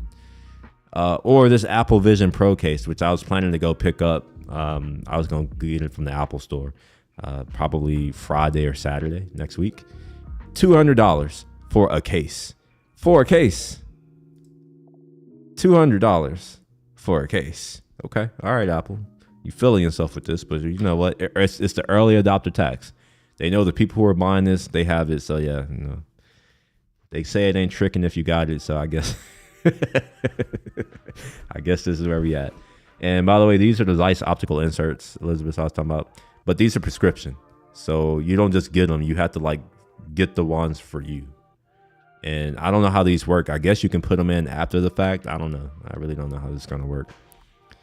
They have a battery holder. I'm gonna just put it in my pocket. The light seal, like they come with this, but you see if you need to buy another light seal because it's made for. They take a scan. So when I bought this, I had to do a face scan, 2 face scans, and I guess it figures out how it figures something out. So yeah, all those things. And something else that I learned is that my AirPod Pro 2s will not work with this. Why? Who knows? But it says that you have to have the one with the USB-C charging case. And I'm just like, why the hell does the case matter? But so it looks like I may not be able to use my headphones with this thing, which, it's a lot of compromises, but it is what it is. Let's get this preview file to actually run. Wait, what is this? Content view. What is this? Oh yeah, I forgot. I actually can't do this, but we'll at least get the thing running so you can kind of see the simulator. The face scan is to have it fitted to your face, right? Yeah, it is. And so here's the reason why they did this. A lot of the VR manufacturers, I've heard, I don't know, I don't follow this because I don't care that much about VR, but I've heard that a lot of the VR manufacturers, because they're Asian, they typically make the devices for it, like those facial features, like a flatter brow, like your brow doesn't stick out as much. So like the thing has to be farther from you because the distance from your eyes is important. So that light seal can be thinner or thicker. So I guess if you're like traditional European features and you have like a big brow, whatever, the light seal will be thinner and it'll be closer to your face because your forehead is protruding out near the wall or something like that. So I think it's for that. And honestly, even though it means that it's a little more effort to get something, at least now it'll be as comfortable as possible and it'll work fine. Although from what I've heard, wearing the Vision Pro is not that comfortable. Wait, what the hell is going on? Why is this not building? It succeeded. What's going on with this? Active scheme does not build this file. What is the active scheme? It should be this. No, fuck it. We're just gonna build it. We'll we'll open it in the simulator. You're gonna hear a weird noise. This is what I think the Vision OS sound. Yeah, that's what you just heard. All right. I guess it's still loading. Maybe. Oh, I get. All right, maybe it's not. All right, yeah. So you can like. There's not much you can do in here because you don't get the world tracking. It's really you can just do glorified like iPad OS apps. All right, so it finally loaded, and here, let me zoom in. So right now, all I have is this these two things right here. We can say show immersive space, and here you'll see that now we have these two objects, and I'm using Reality Kit to show these two objects. And it's just two spheres. It doesn't really matter for now, but what's interesting about this is that they appear wherever I am, right? So if I like come over here, they should stay. Yeah, you see here, they appear where I am, and I can kind of look around them and all that kind of stuff. And I don't think I can interact with them right now, but obviously I can go and add code so that I can do that. And then let's say reality view. Oh, and then I guess maybe I need to do that. Still not working, but I should be able to move this. All right, so I see here I must have done something where the grab handle is not where I want it to be relative to this window. So I had to fix that at some point. But what I was trying to do before I realized that I was blocked, and you can kind of see it here with this AR shit. Where is it at? So simple material, anchor. Where's the session? I had a session at one point. Where's that at? Oh, here we are. Yeah. See this session right here. I wanted to use plane detection, so I'm using this plane detection provider, and this is something that it's one of the providers that shows you. How do I say it? How do I explain it? This is able to show you flat surfaces, and you're able to interact with those flat surfaces. So this was my first thing. I was like, well, this is easier than me dealing with mesh environments right now. Let me see if I can pin something to a flat surface, because obviously the simulator, this right here, there are flat surfaces, but you can't do any of that in the simulator. Like there's so little that you can do. So I think that, like, to answer your question again, Hoosier, I think that this is really just a developer kit. Because what else can it be? You can't develop apps for Vision OS that take advantage of Vision OS without a Vision OS. And here you see here, this is me cursing when it's like plane detection not supported. Oh my gosh. And I did look for other ways around it to like try to work around it. I was like, well, maybe, there's some things that I need to do. So I created this info P list and then added this thing here.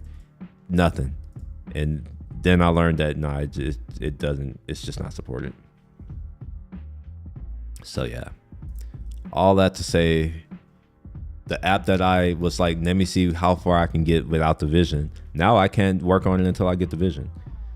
And I guess I could be like writing down things and like trying to come up with like a product plan. In fact, I may talk to one of my former coworkers.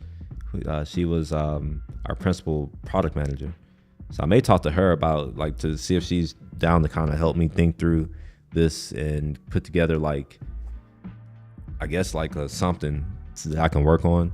And this could just be like my year-long project. Or maybe if I get really into it and I start to figure this stuff out faster than I think, maybe I'm able to get something to where by WWDC I have my little, my little app where it's like it helps language learners. For now, it's just going to be Chinese, because that's what I'm focused on right now. But who knows? Maybe this could turn into something else. I'm not holding my breath. Maybe I'll give up and be like, you know what? I can't handle having this Vision Pro on my face for more than 20 minutes at a time in a day. And if that's the case, I don't know how far I'll get, but I'm hoping that I'll be able to suffer through wearing these dumbass goggles at my desk. Like I can't impress upon you enough that I'm not into AR or VR. I am just into computers and tech in general. So I've never owned a headset like this ever. No type of headset I've never owned. This will be my first one. And I would say half of the reason is because it's Apple. And another 40% of the reason is that it's a new platform that I kind of want to learn how to develop for, because maybe in the future, if this happens to be a thing, you know, I'll be at an advantage because now I've been playing with this thing for months or years ahead of everybody else and all that kind of stuff. So yeah. But yeah, all that to say is that I can't do shit until I get the device. And even then, it's not guaranteed that once I get the device, Xcode and all this stuff will actually be working. I might have to do a lot of stuff to figure it out. But the goal, or not the goal, the plan is to stream as much of it as possible. And I've talked to some folks who said that they will help me do videos, not necessarily from an editing or recording standpoint, but more from a direction standpoint. Like, you know, what stuff should I make videos on? And if you have ideas, Hoosier, or if you, Elizabeth, or whoever else is here, if y'all have ideas or questions or things that you want to know about this, do let me know. Like, feel free to let me know, and I'll make videos on that, because otherwise I just won't make videos on it, because it'll be just like everything else. I have a lot of tech, more so than you all may be thinking. I have a lot of things here that if you were to know, you'll be like, what the fuck? And I don't talk about it because for the most part, like, I don't talk about stuff that I have that often. And even if I do talk about it, I may say that I have it, but I don't really just, like, I'm not about to go out and get it and play with it here. But, you know, if there's things that you all want to know, say it, you know. One thing that I may do in the future, and this is, you know, after having a conversation with someone else, is that I may start talking a little bit more about audio and audio technology. One of the things that I'm really, really, really interested in is beamforming, because it's possible now. We have the computing for it. And this headset has a mic array. And because it has a mic array, that means that it's using beamforming. I don't know if y'all are familiar with that, but just think about how waves can either constructively interfere or destructively interfere with other waves. And you can use that to take advantage of things, to, like, you know, you can, like, isolate audio using that. You can get audio from a further distance. You can get audio from a certain region, like noise cancellation almost. So this is all kinds of things that I'm interested to see, because this is a new thing. All right, well, let's go ahead and close this Xcode, because I can't do shit. So may as well just close it. Here, I'll show you. Oh shit, what did I just do? Let's go to home right quick. Device. Wait, is home? Where is home? How do you get to home? Here it is. Yeah, so you can see the apps that are available already. So yeah, there's Files, Safari, Photos. Let's go look at the world.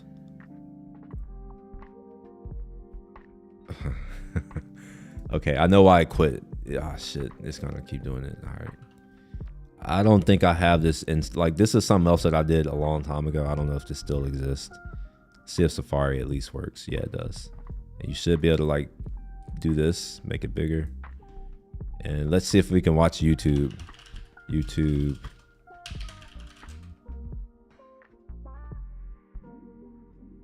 You know who we should watch? We should watch me.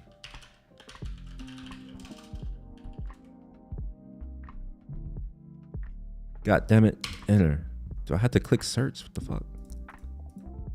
Look at that. See, I can come here and watch myself and go full narcissistic mode. I can be just like Narcissist. You know, put on my goggles and just look at myself, and then just die in my goggles looking at myself. So a third-party apps even allowed to launch. Well, yeah, they're claiming that they're going to be over 1 million apps on launch day. But the thing is those million apps are all iPad apps. So yeah, it's like, yeah, but no, I don't know if I mean, the thing is that all the apps that are going to come out on the first day, like specifically for Vision OS, unless people have gotten them, and I don't know if they have, but the only apps that are going to be coming out are just iPad OS, like iPad OS type apps.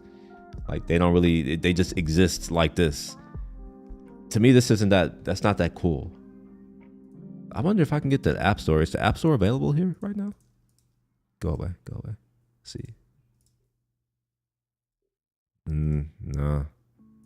All right, so there's no App Store yet. I was going to say, I want to go to the App Store to see if like Here's what I'm trying to do. So let me open up. Oops. App Store.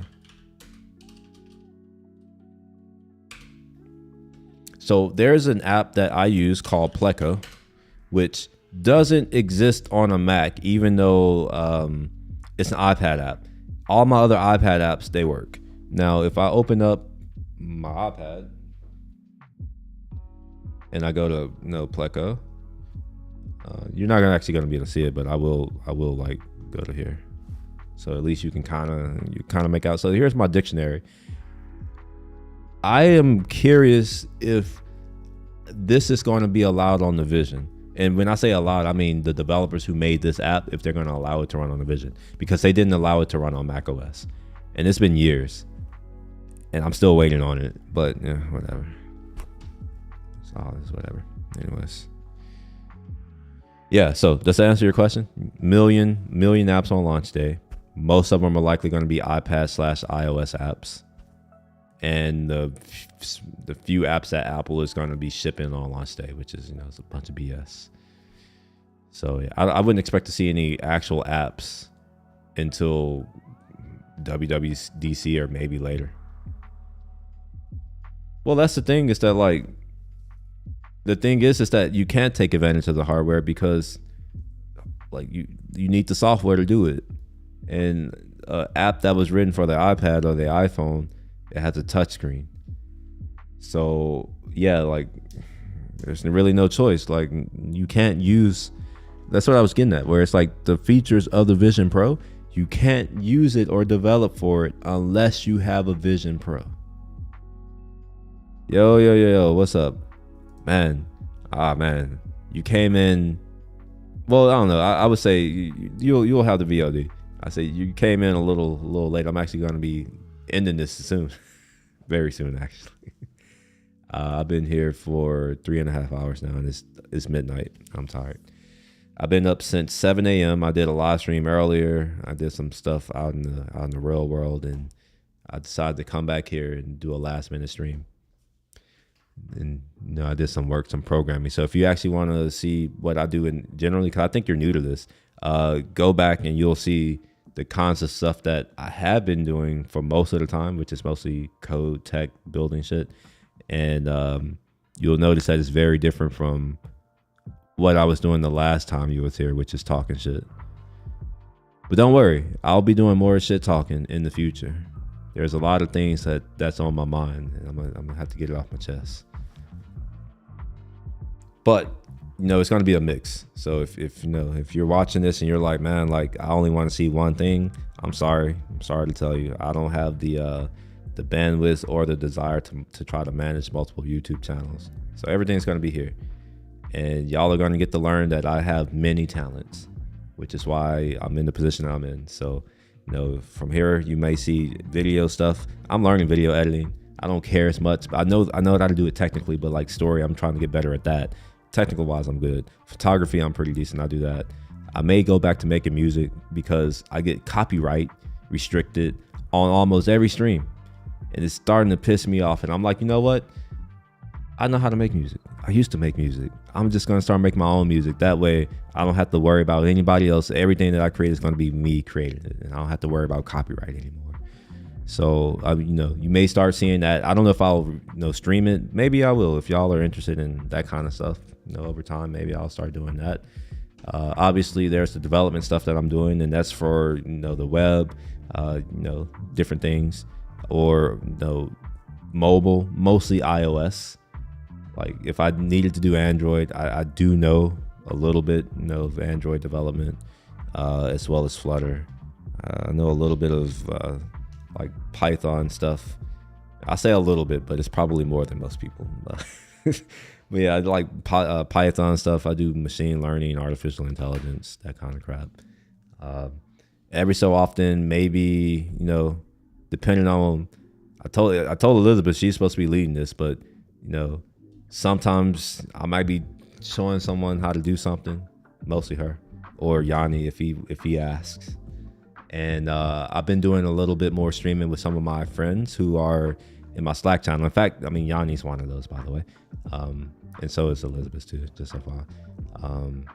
yeah, so I'll probably be doing more stuff with other folks. I'm hoping that I can do some stuff with Chris soon. I mean, he's in the Slack too. So I know we've been talking about some ideas or whatever. So, I may be doing some stuff with him, maybe. And hopefully Pratik comes back one day. He's been in Thailand forever, and Bali. So hopefully he comes back one day. If you're watching this, Pratik, when the hell are you coming back? Yeah. So it's gonna be all over the place, but it is what it is. Oh, and I also sometimes do studying. So like every now and again, I may need to take a test. Do my Chinese study. So like I may just do that online, because that's the only way I'll do it, because I don't want to do it. No, I'm not about to go Super Saiyan. I'm just gonna hit my goal. I don't know if I've mentioned this, but the goal is 50 videos for the year and 400 stream hours. That's the goal. So, I don't know if I'll over deliver. I probably won't, but like that's the goal. And for now, I'm trying to front load it, because I know that I might end up going traveling. And once I go traveling, that screws up everything. So, so I'm like trying to get as much of this done in the first 4 or 5 months of the year, just in case I end up not being able to focus on this when I'm trying to go do some other stuff.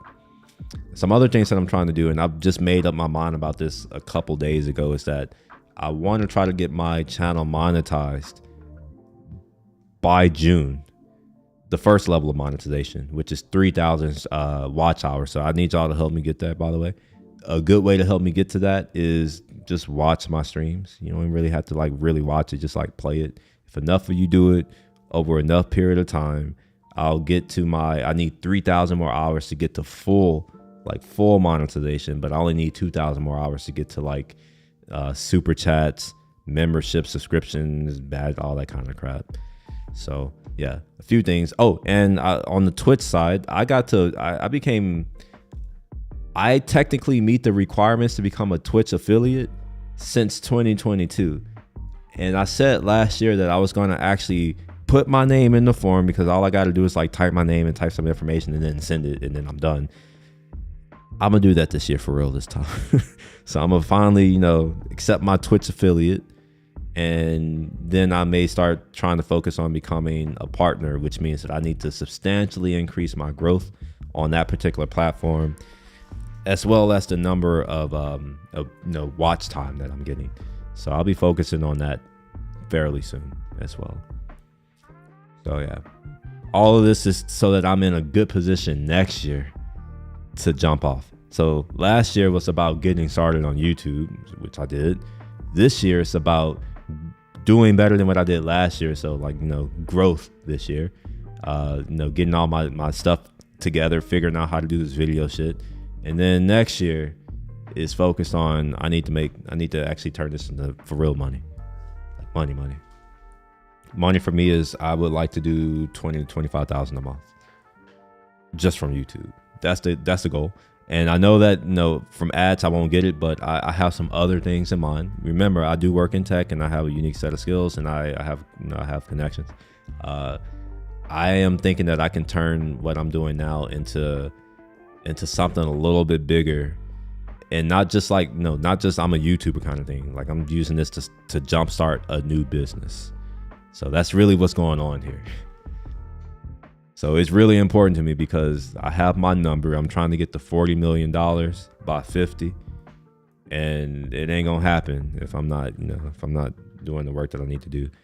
And that's what you're seeing here. Me midnight doing this. After this, I got other shit that I'm gonna do.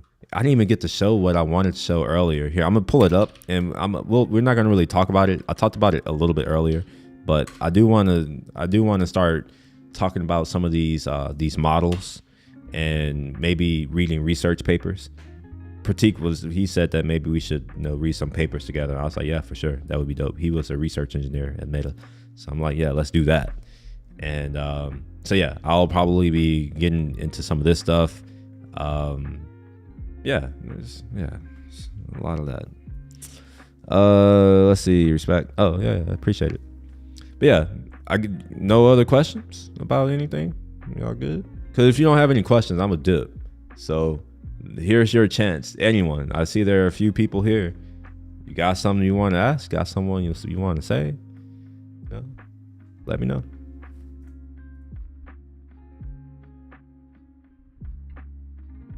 All right, I'm going to assume no. All right, so with that, if y'all enjoy any part of this, please consider giving me a thumbs up on YouTube. That helps a lot. Subscribe if you want. Follow me on Twitch if you have a Twitch account. And also, well, all right, well, you could drop it in the comments on the video, on the VOD later if you like. Yeah, you can find me on all the places. Just go to my YouTube channel, go to the about or whatever. There's a link tree. You can find all the stuff.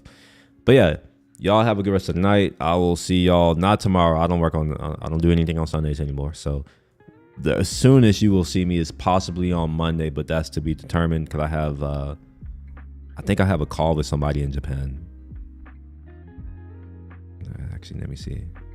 Oh, maybe it got rescheduled. Yeah, whatever. Yeah, I'll probably be around on Monday, maybe.